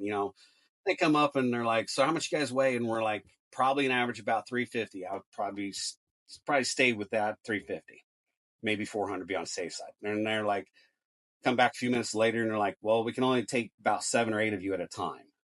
Like, no, this is division op order. We, our whole damn unit needs to be moved forward. We don't have enough aircraft, and we can't take all of the aircraft, can't pick it up. And I start arguing with this pilot, and I'm like, bitch, that thing can sling load 8,000 pounds. I'm like, I'm getting pissed because I'm like, we are supposed to be getting across this fucking line and getting involved with third ID. You know, lives are on the line here. You know, this is combat. Let's go. And I'm jumping up and down arguing with him, and I'm like, you can sling load 8,000 pounds. I've seen you double sling load at Humvees, you know, all this crap. And man, and he's like, you're an idiot. And I'm like, no, you're the idiot. You know, I mean, we just went back and forth. And then finally, I think Petraeus came down about something. He's like, get them in the air and get them moving. And so we ended up, I think it was 9 or 10 in each aircraft, and was able to get everybody moved forward that way. And then our first stop was at some fob where they refueled at. And then we moved forward, and then we were out in the middle of the fucking desert. And we sat there, and third ID was just in front of us. And we sat there for like 3 days, I think, while it rained on us in foxholes. And we're just sitting there like every freaking hour and a half, we're putting on a gas mask because freaking a scud got shot. And then finally they're like, you guys are getting attached to third ID and you guys are moved forward with them. And then so we got moved forward with them. And from there, we moved all the way up to Baghdad. And then from... How would you describe combat? Like realistically? Holy shit. Till we got to Baghdad, I wouldn't say everything was, I mean, we hadn't seen anything yet. I hadn't even really seen anything that third ID had blown up or anything yet, because we got flown in. And once we got attached to third ID and started moving forward, when we got into southern Baghdad, it wasn't too bad at first, but that was the first night we stayed at one of Saddam's palaces. The third ID had already attached. Basically, they were breach element. And our goal was to move forward to the Baghdad airport within the next 24 hours. So the next day is the next few days when we started doing the gun runs that went back and forth, where they just shot the shit out of everything. Oh my God, dude. You want to talk about the worst destruction of shit, the burns, the smells, the ricochets of rounds just bouncing right off the side of the tank and Bradley's. I mean, it was chaotic, and it was just like, but it was chaotic, and it was chaotic in the fun way. Like, how did you overcome that fear? I don't know if you really ever really do. I think it's just for all of us. None of us did. It was just instinct, point and freaking shoot. Just because we just came from Afghanistan, and one of the biggest problems that we had from Afghanistan was that the Taliban loved to do pop shots, and then you couldn't find the bastards. Yeah. So we started chasing them down, like literally chasing people down, and that's how we'd catch them. And we took that to JRTC with us, and right before we deployed to Iraq, and they were like, "We've never seen that before. Like, we don't give a shit. We're coming at you, period." And they were like, "That's freaking awesome." Most infantry teams, they just like, they get in a firefight and they just stop, and we were like, nope, we're just pushing, and that's all we did. We pushed right through JRTC like that, and they said that was awesome. And we did the same thing in Iraq, and so it was just instinct. I mean, not a one person in my platoon froze up. Now, in the end, later on in deployment, we had a few that lost their shit, but yeah, it was, oh God, it was chaotic. How did you keep your emotion and your mental in good health, or in check at least? Because I'm pretty sure, I know for a fact it's never in good health, but how did you keep your shit together and keep your mental together with everything going on? My goal was to bring in my head was just make sure that everybody in my squad comes home unharmed. And did that happen? It did. Good. And that was like, I really wanted to make sure. And so I stayed, like, I did not sleep a lot. Like, The night before we took the airport, we were just on the edge of the airport. You can hear the tanks and the Bradleys all fucking night long. Ba-boom, ba-boom, ba-ba-ba-ba-ba, just all fucking night. We're in there trying to get rest to get ready to start taking the airport the next day. And all I could think about was, you remember the footage from Desert Storm when they showed the GPUs when they drop the smart bombs? And all I could think of was, a friendly fire incident happening, one dropping on all of us. And I stayed up all night that night thinking about that. And then the next day they're like, let's go. And we packed up and we took the military side, and then we took the civilian side of the airport all that same day. And the fighting was intense at the very beginning, and then it died off fast. But still, it's like you got to focus. And my focus was making sure that every person on my squad was doing exactly what they were supposed to be doing. With all that leadership experience in combat, what was your biggest takeaway, and what was your biggest aha moment? Like, I see why we do the things the way we do. Listen to your soldiers, your junior soldiers, regardless, wherever they came from, whatever type of background they might have had, if they were prior military, whatever, they still got something to contribute. Oh, yeah.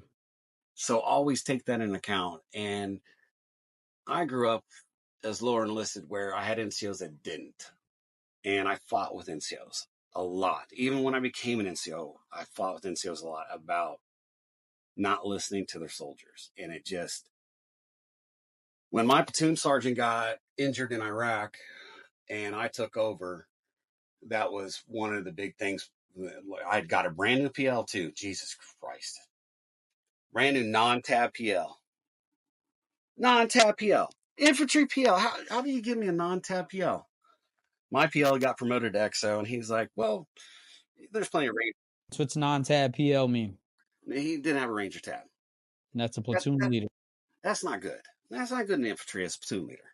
You go to Ranger school like right out of college. Like they force you to do that shit. Yeah, he failed twice. So he eventually got his stuff after Iraq. But still, I was like, you can give me this junior PL with no tab. I'm like, and they're like, we know you can do it. And I'm like, fuck, man. So funny thing is, same thing happened to you when you're in Afghanistan flying, right? yeah, fucking same thing too. Me too, bro. I was like, man, the curse of these young guys. But hey, that's what we're the senior guys for, right? We got to mentor and build. That was probably my biggest takeaway, was listening to your guys, because I had guys that had some stuff was bothering. We had some guys that stuff was not bothering. We had other guys that just, you could tell something was bothering, and you'd sit down and talk to them for a little bit. And that's one of the things I was encouraging from my NCOs, and including my team leaders that were not NCOs, that were just PFCs or specialists. It's like, your guys are everything. Take care of them. You have to take care of them, period. You do there's a reason you're the leader. You do the hard work. That's you worked your way to do that hard work. As a dad and as a leader now, do you still carry those principles today? Oh yeah. Yep. I think that's very impactful, and I want the audience to know that, like, listen to your people, man. Always. I'm to the point now, even with my company, when we're really thriving, I always listen to people. I always wanted people's feedback. I want to know how people felt, right? Because there was times that, especially in aviation, infantry, where we didn't have that time to really listen to people. We just had to move.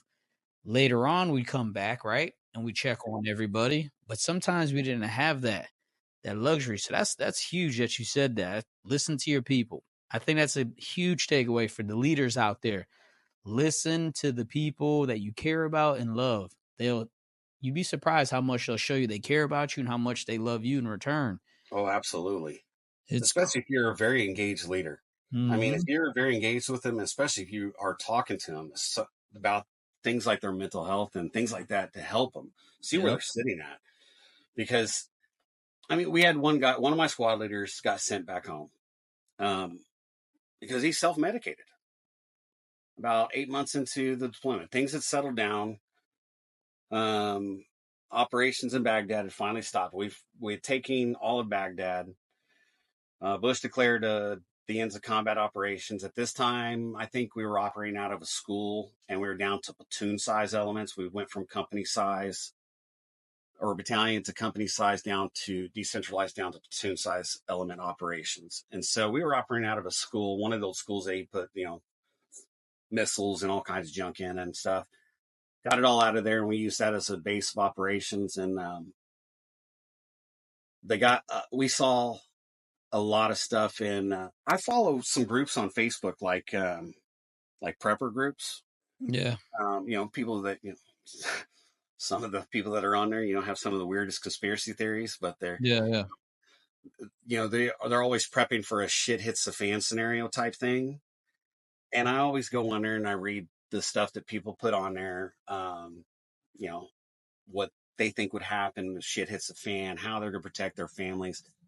And I sat here and I read some of these things, and it makes me think about that deployment, because at the end of the combat operations, we were operating at that school. There was no Republican Guard. There was no Iraqi police. There was no Iraqi military. There was nothing. They had no electricity. They had no water.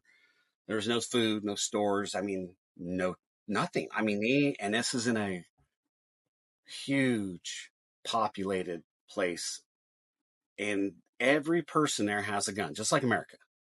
Every person there's got an AK-47 or an AK-74. Almost guaranteed, because that is their self-protection. And we watched the civilian population literally deteriorate and eat itself. And it was insane. And it was like I thought that was worse than shooting and all the engagements that we had up to then. And then even to the ones that was afterwards, when we started working operations on the Syrian border, catching insurgents coming in and out. I thought that was worse than anything I'd ever seen. The people were literally killing each other for food. I mean, and we can't really step in, but we're expected to, and there's nothing we could do about it. I mean, someone comes to the gate, hey, someone just robbed me and shot my uncle. Okay, and we go to their house. Yeah, their uncle's dead, and we're like, what do you want us to do? Go find him. Okay, who was it? We don't know who we're looking for. We're not the police. And I think that's when things got real blurry in Iraq. When we went from like a machine of mass destruction to now we got to start policing up the society. We didn't sign up for that. I don't think we were ready for that, and it caused a lot of issues. nope. A lot of issues. And the politics I have my firm belief on that, and I've wrote a few stories about it for advanced course and career college and about it. And I have my beliefs on that politics views of what happened during that time frame in it. Because basically, to me, when they fired the whole Bath Party, me and my insurgent were talking about it. We were watching it, and they said it, and I looked at my interpreter, and I'm like, we just created insurgency. And he goes, yep, you sure did. And my interpreter was very smart. I think he actually went to school in America for like 4 years, because back then they used to have like contracts with the Iraq regime to send people to the United States for college and stuff like that. Yeah. So he got educated in the States. So he knew a lot about American history and stuff, American U.S. history and war history and things like that as well. And I said that to him, and he's like, you sure did. Because he's like, no one's getting paid no more. There's no police, nothing. And we did. We literally started insurgency right after that. And Yeah, then that's when things really started picking up. Yep, Fallujah started picking up again. All that. We got moved out to Rabia to the border. We started training border guards. Trained 600 something border guards out there. How long was that deployment? 12 months, 12 or 13. Right there on the edge of 12. After that deployment, is that when you became an aviator? Yeah, so when I got back, I finished my warrant officer packet like right away. Like I was all over that thing. My What year was this? 2004. So my physical got approved. I just got back. My physical got approved. Um, I had a scheduled date for BNOC because they wanted me to go to BNOC because I was fast tracking for E7 pretty quick. And Yeah. so they wanted me to go to BNOC, and then they were talking about doing a follow on for ANOC as well because I needed to catch up PME as well because you wasn't even going to be boarded without having been catched up PME yet. So And what's PME? that primary military education. Okay. And so then I finished my packet. There was a W-2 that helped me out. I got all of it done and I sent it. And then I went to BNOC. And while I was down at BNOC, I think it was, or no, I went a month or two later, because my packet was going to go in like to that board. I knew what board it was going in. And I was like, man, I'm going to be boarded right in the middle of BNOC. And I'm like, my wife and goes, what are you going to do? And I'm like, I don't know. She goes, are you going to come home? And I'm like, no. I was like, you know me, I can't quit. She's like, yeah, I know. I said, even though if I get picked up, it's like, I'm going to go ahead and finish the course. So my first sergeant was very scared about that too, because he was like, don't fucking quit. He goes, we know we're going to get picked up. Just don't quit. And I'm like, I won't. And so, I think it was the 6th week of BNOC, maybe. I found out I got picked up that night. And I sent my You have a very competitive packet too, man. yeah, Leadership and in combat, tabbed out, oh yeah. Pathfinder. I mean, Well, the Army was short aviators too. I'm sure that's you read the another thing. same article I read of the Army was very short on aviators, and they were picking up like 90% on warrant officers. So all I had to do was just get my GT score up and go take my flight test and score high enough on it, and then put Mhm. the packet together. And I thought, man, I'll be good. Yeah. So that night when the results came out, uh, I celebrated with a couple of my classmates because they're like, fuck yeah, I'm doing my warrant officer packet now too. And I'm like, dude. Cause I'm like, did you guys ever hang out with the aviation guys in Afghanistan, Iraq at all? And they're like, no. And I'm like, dude, they have the fucking life. And I'm like, especially if I'm going to, and the other thing is that Iraq also was the IED started as we were getting ready to leave. And so we'd already gone through all this junk, and now you got IED starting adding into the mix. And that was one of the things I'm like, I'm not staying in the Army, or I'm gonna go somewhere else different. And I'm either gonna Yeah. go SF, Delta, somewhere that I don't have to worry about walking up and down the street all the damn time on a patrol, like what you did in the infantry. Whereas I go out and do my thing, I come right back in. Or you SF guy, Delta guys, they go hit their target and they're right back off, you know? So I was like, I am not going to do that. And so then I'm like, I'm like, I'll put a packet in and go fly, see what happens too. I'm like, because I'd rather go fly. But I didn't want to get out of the military. I wanted to do 20 years. I knew I Yeah. was going to do 20 years well before I even joined. So put it together that night. When I saw I got picked up, celebrated a few of my classmates. I didn't go to PT the next day. You and that PT. It's funny because I found out in Iraq that I got picked up for warrant officer, and Oh, I'll never forget this day. This was in February, and my NCO at the time was just hating. He was mad about it. He's like, Santiago, you ain't going nowhere. I'm like, all right, we'll see. And in my mind, I know the stop loss was waived for special forces, SF guys, and aviators at the time. If you got yep, picked up for flight school, you were going home because it was a high demand. Like you said, yep. Army had to ramp up aviators. I said, all right, I didn't even argue. I had a little argument with him, and I said, all right, we'll see. So me being the guy I saw Colonel Rounds in the DFAC up in Missoula. I was like, hey, Colonel Rounds, you got, can I have a minute of your time? He's like, yes, Santiago, what's up? I was like, hey, check this out. I just got selected for warrant officer school to be for flight school. And my squad leader he said, I ain't leaving nowhere. I ain't going. He's like, don't worry about it. I'll take care of it.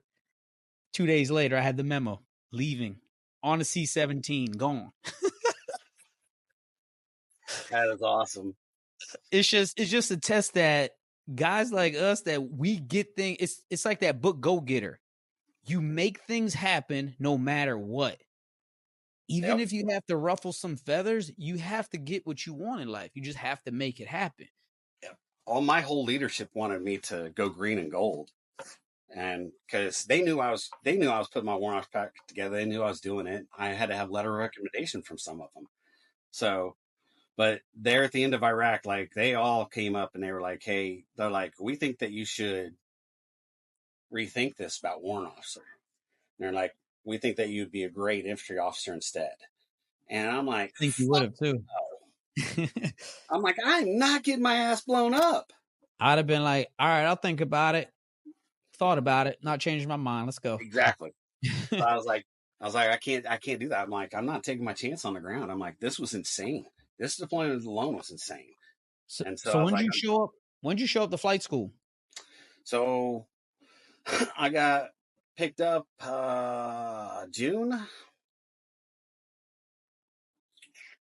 No, I got picked up May.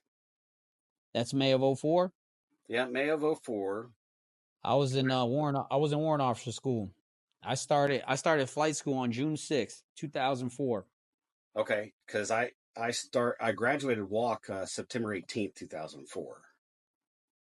So I want to say I got there. I want to say it was in June, because my HRC, my branch manager, or not my HRC, my branch manager at that time, after I came back from Iraq, wanted me to go to Fort Polk to be an OC, and I was like, I don't even have my rated platoon sergeant time down. And I'm like, this will literally, like, the way I explained it to him, he didn't see it this way. I'm like, you would literally screw my promotions up is the way that I was fast tracking. I'm like, so I was like, I'm an E6. I said, I don't have rated platoon sergeant time. My only rated platoon sergeant time was in Iraq as an E6, which doesn't count. You got to have a minimum of 18 months as an E7 as rated platoon sergeant time before you can even be boarded for first sergeant. Yeah. So I'm sitting there going, I'm thinking to myself, I'm like, okay, I'm 18 months as a E6 now. I'm going to be boarded, right? I think I was going to be boarded the same year that I put my warrant officer packet together for 7. And I'm like, but then if I went to Fort Polk, I'm like, now I'm stuck down there for 3 years as an E7. And then I'd have to come back to a line unit for another additional 18 months before I'd even get a close look at it being for a first sergeant. So it basically put me behind by 2 years is what I was looking. And I'm like, man, that's stupid. And then I told him, I'm like, dude, I said, by the way, I got picked up for warrant officer school. I was like, so you might as well delete my orders. And he's like, no, I'm not deleting orders. I'm like, yeah, warrant officer takes precedence, man. Yeah, that was a whole fiasco arguing with him. And then Sergeant Major finally got involved with that one, and I got that fixed because they wanted me to PCS to Fort Polk for 30 days and then PCS to Rucker. And I'm like, you want me to move my family twice in 1 year, less than 6 months apart? Stupid. So it finally all worked out. So you get the flight school. What was the hardest part about flight school? The change. Going from infantry to now being a warrant officer in life is, just so people know, it is night and day. Night and day. Army aviation, we are still combat arms, but it's just a whole different world out there. We just operate differently and we just think differently. It's different. It's very, very different. It's the best way I could say that. Unless you could add to that, Duane. It was a cultural shock change to me, and going from an infantryman, the E6, senior E6, with 2 combat deployments, and having that leadership beneath my belt to going to walk, and I was like, what the fuck did I do? And when we went to warrant officer school, it ain't the same now. I just was like, to me, when they told us a 7-minute drill, 6-minute, 7, whatever the hell that was, the whole room inspection type thing. Because to me, I'm sitting there thinking to myself, everything I've gone to is a physical school with some mentality type, bookwork type stuff involved, but not a lot. Besides Pathfinder School. Pathfinder School was more bookwork. So I'm sitting there thinking, for officer course, warrant officer course, I'm sitting there thinking I'm thinking kind of in line with like green to gold type stuff. That type thing. Holy shit. I'm sitting there thinking, all right, I'm waiting for, the full physical portion of let's, do a buttload of running and push ups, junk like that. And then let's do a buttload of stuff that you should learn as a warrant officer, as a officer, period. That's what I thought. No, nothing like that. I was like, are you shitting me? That drill was stupid. The PT, I'm like, can we do PT? Like, my PT score is going to drop fucking because of this course, you know?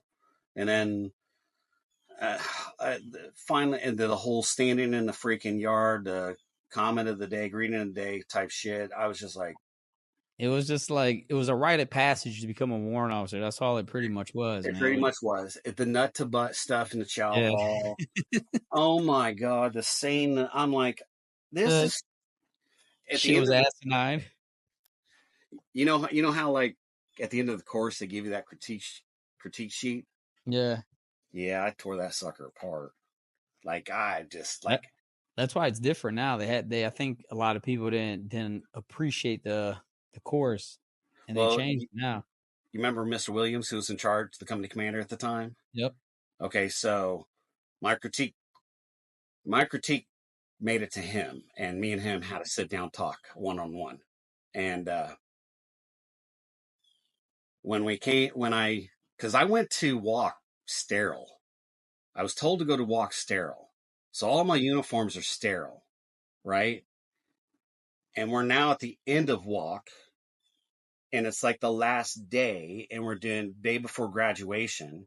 We're putting our class A's and shit together, doing a course critique crap stuff.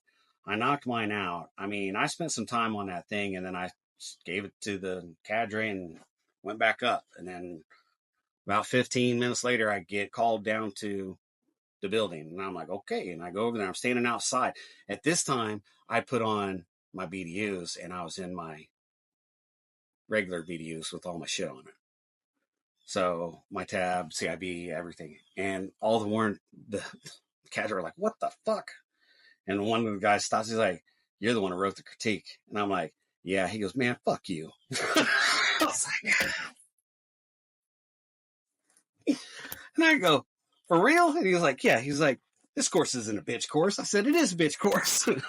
And so, anyways, I went and I was talking to Mr. Williams about it, and I told him, I said, "Sir, I said, I said, I expected a little bit different. I said, I expected for you guys to teach me what it was like to be a leader as an officer. Not, I said, everything that you taught that we learned here, I said, is every single thing that you learned in PLDC and BNOC. I said, it's all the same stuff you learned as an NCO. I said, all these tech warrants that came here as senior NCOs already that came to be warrants, they already all know this stuff. They know how to write NCORs, they know how to write OERs, they know how to write an op order. I'm like, where's the I'm looking for the nuts and bolts, the higher up type things, where my next level will be. I'm like, because this is already the general level is BNOC and ANOC for warrant officer corps. I'm like, there's nothing physical that challenges your mind here. I'm like, that's when I started implementing that one course that they give you a task and say you need to try to find your way out of a minefield, and you only got like a tree branch and a grenade to get out of there. Yeah, I'm So not they started, familiar with that. yeah, they started implementing that type of things after our class and stuff.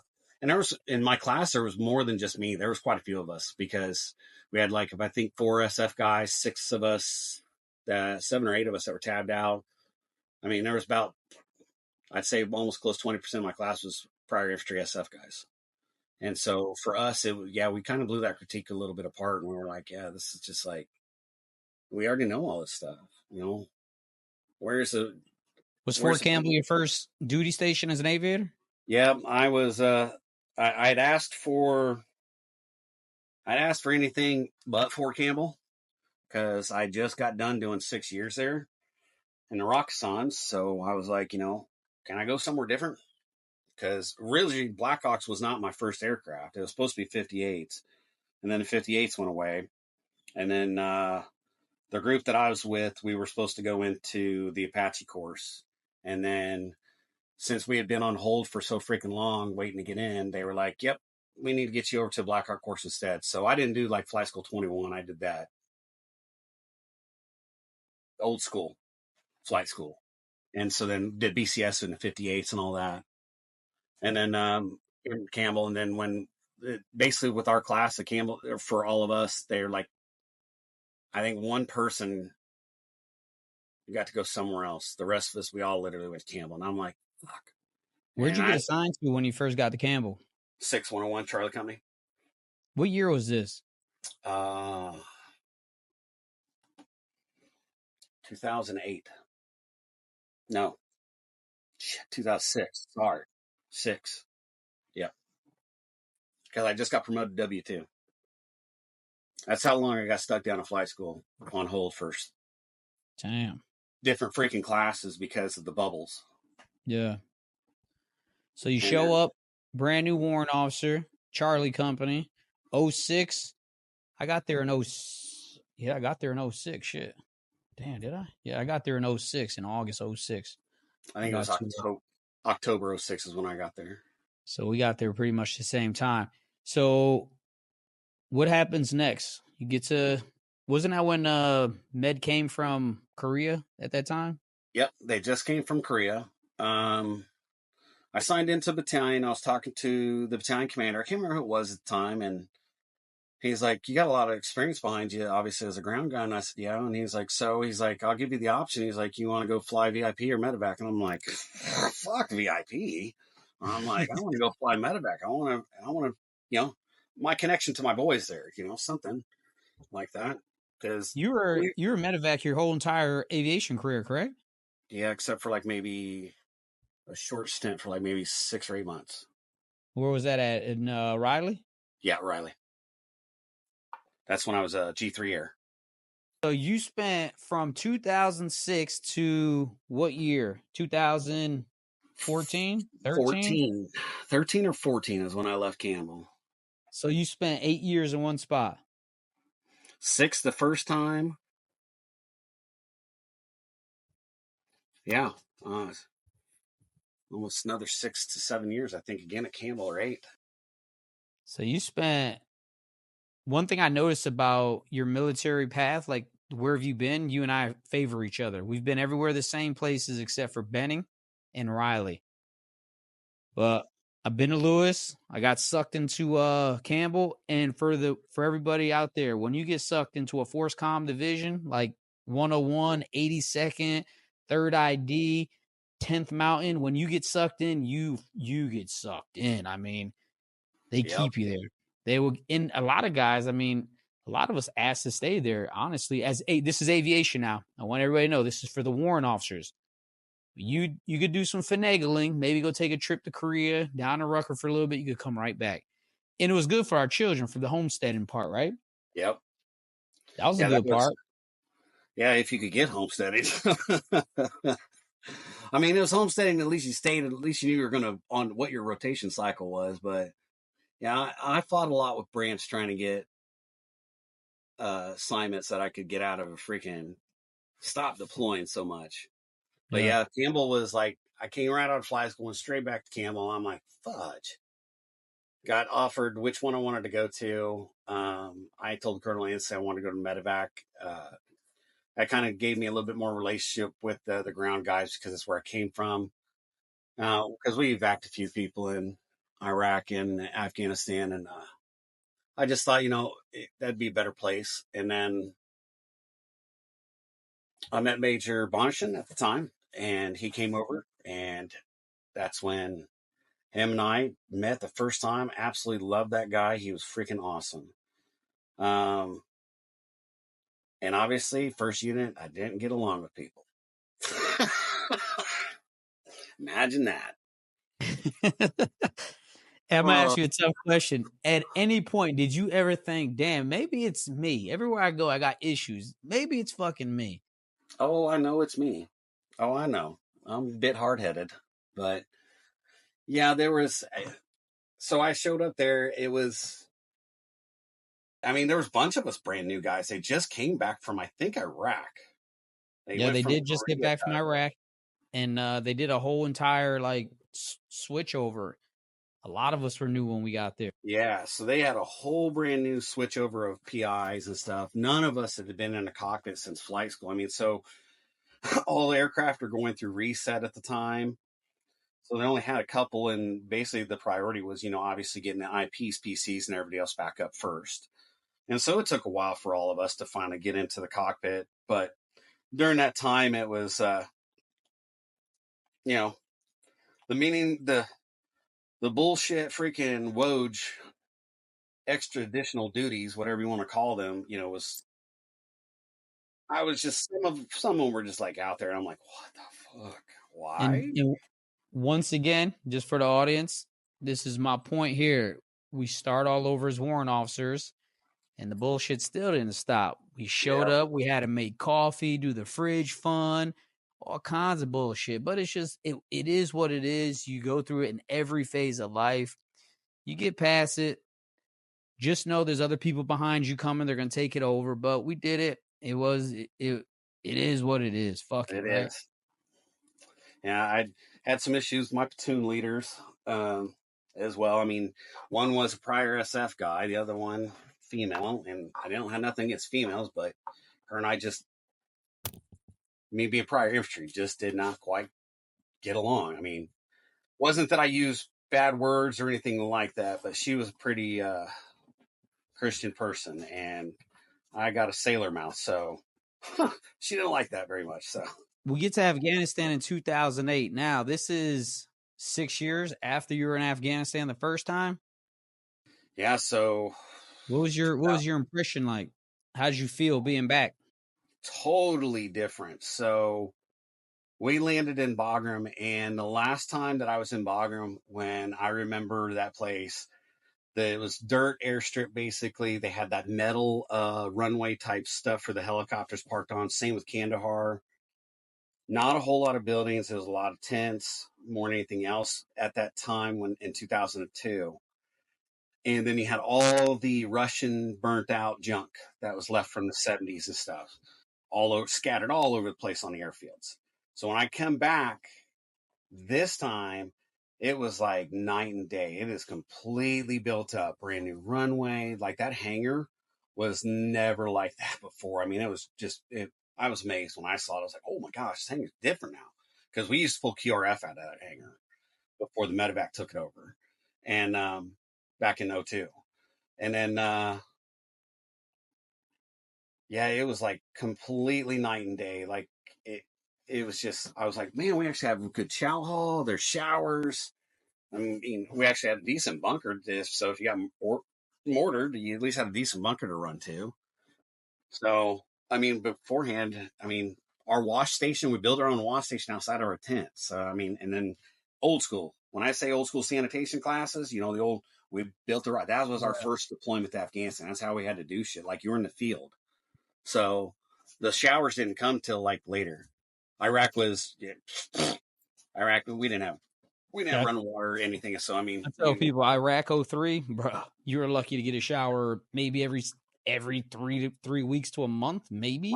My first shower was, I think, 99 days, 98 days was my first shower. And it was cold as shit water from fucking burnout school. So, and that's what, and then we went to the lakes around there and swam in the lakes to get clean and shit because we didn't live in FOBs. We didn't have all that stuff. So you get there, you get to Afghanistan as an aviator now. At what point did you realize, all right, my life is different from an infantry guy from a combat standpoint? And how hard was that adjustment for you? Starting off as a brand new W-2. I wouldn't say the adjustment wasn't too bad. It was definitely, I definitely was like, man, now I know why I did this because we showed up in the wintertime and I'm like, so glad I'm not a fucking grunt no more. I remember that shit, man. When I got there January 10th, 2008, And there was snow everywhere, Yes. freezing. I was just like, man, I'm so glad I'm not on the ground no more. And so it wasn't that there was no adjustment for that. I was just happy that I was not on the ground. So, but I was not happy that I was back in. I was not happy that I was going back again for a third time. But then I thought to myself, this is a good opportunity to get, experience as a medevac pilot in medevac. And Yeah. at the time, no one really knew as well what was going to happen if we were going to continue doing these on and offs. I mean, there was all kinds of talks of dropping them down to deploying every 2 years, every 3 years. Then there was back to the we're staying on a one-on-one schedule. So how was that 2008 deployment compared to your last two deployments? What was your most memorable moment, and what was your biggest takeaway from that deployment? My most memorable moment was flying with Major Stanley. They got a Cat Alpha, I believe, in Tagab Valley, just north of Bagram there. PUI? Yep. And For the audience, that's point of injury. That's where something happened. You're going directly where it happened. You're not going to a hospital or anything. we've had multiple ones prior to that, but just none of them were hot LZs. There was just possibility of them all, some of them being a hot LZ. And I'd done quite a few missions by this time. And Tagab Valley was highly kinetic in 2008. And this was only one ridge valley away from Bagram. But this place was real in the field. yeah, it was. So then we got that mission to go in there, and Major Stanley was PC, I was PI. First Sergeant Knight, I believe, was the medic, and I can't exactly remember who the crew chief was. I want to say it was Hanson.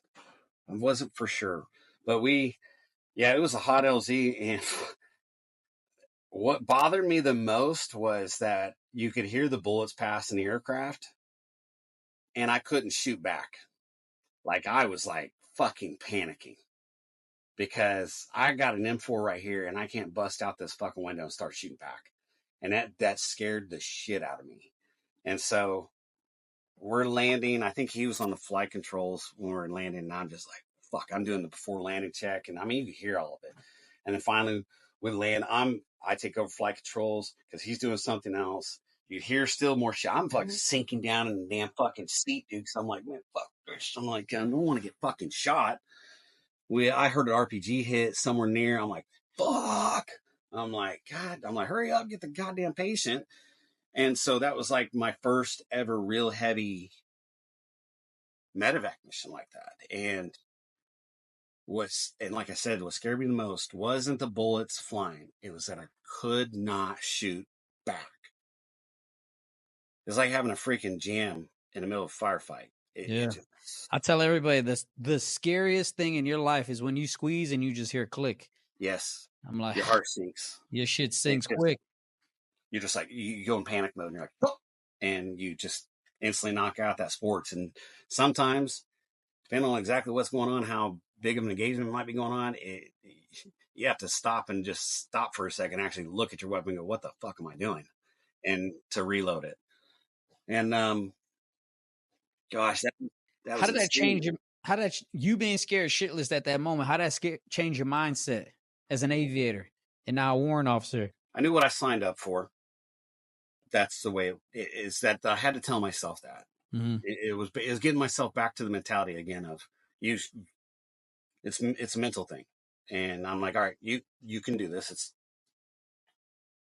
even though that you can't grab your weapon and shoot back out of that aircraft, you're fine. You got to remember there's ballistics on your left, there's ballistics on your right. You got some protection. It's not the all and be all. We all know that, but you've got some protection. It was a lot more protection when I had in Afghanistan and Iraq. So I'm sitting there, that's what I had to tell myself. And so my takeaway was that, especially being such a young aviator like that, and that was my very first LZ to land in, was that I'd say, remember your training, have faith in your crew as well. Because those guys all had the experience behind them. They're all in Iraq. as crew chiefs and medics and pilots. Me, I'm a dumb grunt here. Not, I can barely freaking remember TGT limits. I Yeah. can remember the colors, but good thing I'm not colorblind. So and that was one of my big things, was trusting them, because beforehand I had people on my left and right that could shoot instantly right away. So the trust was there Yeah. all the time. Here I I didn't really know yet, Yeah. and even though you might be new to a team, you still got to trust them, especially in combat. Even though that you got combat experience, they got combat experience too. There's just a little bit different than yours, but you still got to trust them too, and have You know, faith in them. I talked about it. I talked about that in the episode, the pilot episode, that you show up, you just got to trust the people to your left and right. You like it or not. You have to do it. If you want to live, you have to trust people. I mean, and it's something that taught me a big lesson in life, because I grew up not trusting people because of my childhood, growing up rough. But you show up to the army, you have no other choice but to trust people. And it's very powerful. It takes over your mind, right? It's just like, you feel very vulnerable. I tell people that. You feel like your ass is out flapping in the wind, and it's just so you got The other thing, I took away from that deployment was also, so like I said, when I first came to the Med, I was having some issues with some certain people. Seemed to be a story, right? yeah. Some personalities don't get along well, and I understand that. And when I deployed to Bagram with them, and some of those people were taken out of that equation, the leaders at the head shed there were like, "Holy shit!" Yeah, they saw a totally different freaking person. Because at first they thought, "Man, we just got a dumb grunt that's fucking jackass and pile of shit." Yeah. Because I butted head with some of these people. Now these people were forward fobbed. I didn't have to deal with them anymore, and I could actually deal with the people I needed to deal with, which was the commander and my platoon leader directly. And they were like, I mean, I had, how like everyone's like, you get those additional duties and you only get one or two. Man, I took, I think, 10 or 15 miles in Bagram the whole time and still flew. I mean, like, they're like, wait a minute. And then when I got back, Major Bonch was like, yeah, I'm sorry, but I'm making you the training room OIC. I'm like, and that's what happens when you do a good job. Fuck bastards. I didn't want to be a training room OIC because that was a shit show freaking job. So That's one thing. The army, when they identify good soldiers, they will work them to death. yeah. And me being a business owner, I did the same thing. I mean, you only got that one or two people out of maybe 10 to 15 that are very dependable and reliable, and you have to care. You have to depend on them people. But as a leader, you have to make sure that you reward those individuals over the other people, and show the other people this is what happens when you consistently work hard and you go above and beyond the efforts all the time. So you're 3 deployments into this. Anytime during any of this, one, how do you decompress? And two, did you realize you started having mental health issues? Did you feel different at all? Or were you just not even prevalent to it because you're just so busy and you thought it was normal? I would say I knew some of it was there when I came back from Iraq in '04. Definitely there was Afghanistan, not so much the first time when I came back, '02. But when I got back in '04 from Iraq, I could tell there was a difference. I knew there was, with all the stuff that we had seen and been through there, I knew I wasn't right. But at that time, the military, you don't want to say nothing because you lose secret clearance, they beat your ass out. Lift the rug up, just sweep it under the rug. Uh-huh. We'll leave it there for now. So I wouldn't say it was like forefront most of the time, because a lot of us, we talked about it amongst each other. I mean, we'd bring up our stories and be like, dude, when you hit that dude in the face with that 203 round, holy shit, he split in half. I mean, things like that. And so that's how we kind of coped with it. And it didn't really bother me. I would say kind of just went away, I would say, there for a long time. And then when I went to the Med and deployed back, came back from that deployment, I would say that deployment, because that was the only hot LZ I landed in that whole deployment. The rest of the time, it was really a lot of patient transfers. because I was out of the head shed. So I maybe did a handful, maybe 10 POIs, 10 to 15 that whole deployment. The rest of the time it was all patient transfers from JBAD and Shank and stuff like that. But yeah, that was a pretty mild deployment. And then I came back from that one, and I thought I still felt pretty fine, but I was at a point that I was ready for also wanting, when the time's coming, you need a break too. Yeah. So we were in between the deployments again, and I was arguing with Branch about something. They wanted me to track.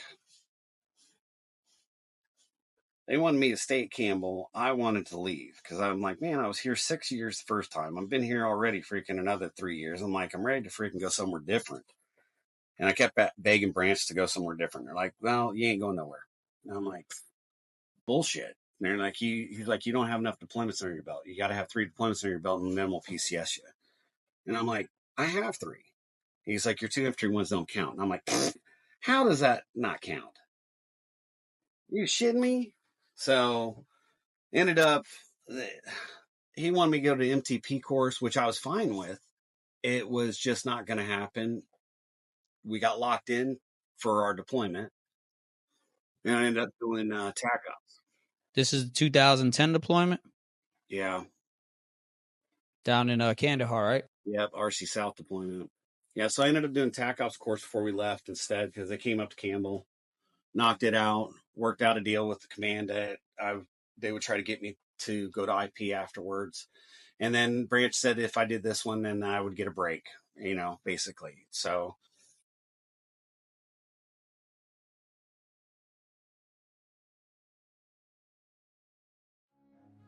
Thank you for tuning in to Heroes Have Wings, where we honor the extraordinary stories of grit, sacrifice, and resilience. Remember, every hero's journey starts with a single step, so take yours today. If you love this episode, like, subscribe, leave a review, and share it with someone who needs to hear it. Until next time, keep pushing limits, breaking barriers, and living your truth. I'm your host, Jason Santiago, and this is Heroes Have Wings, where legends rise.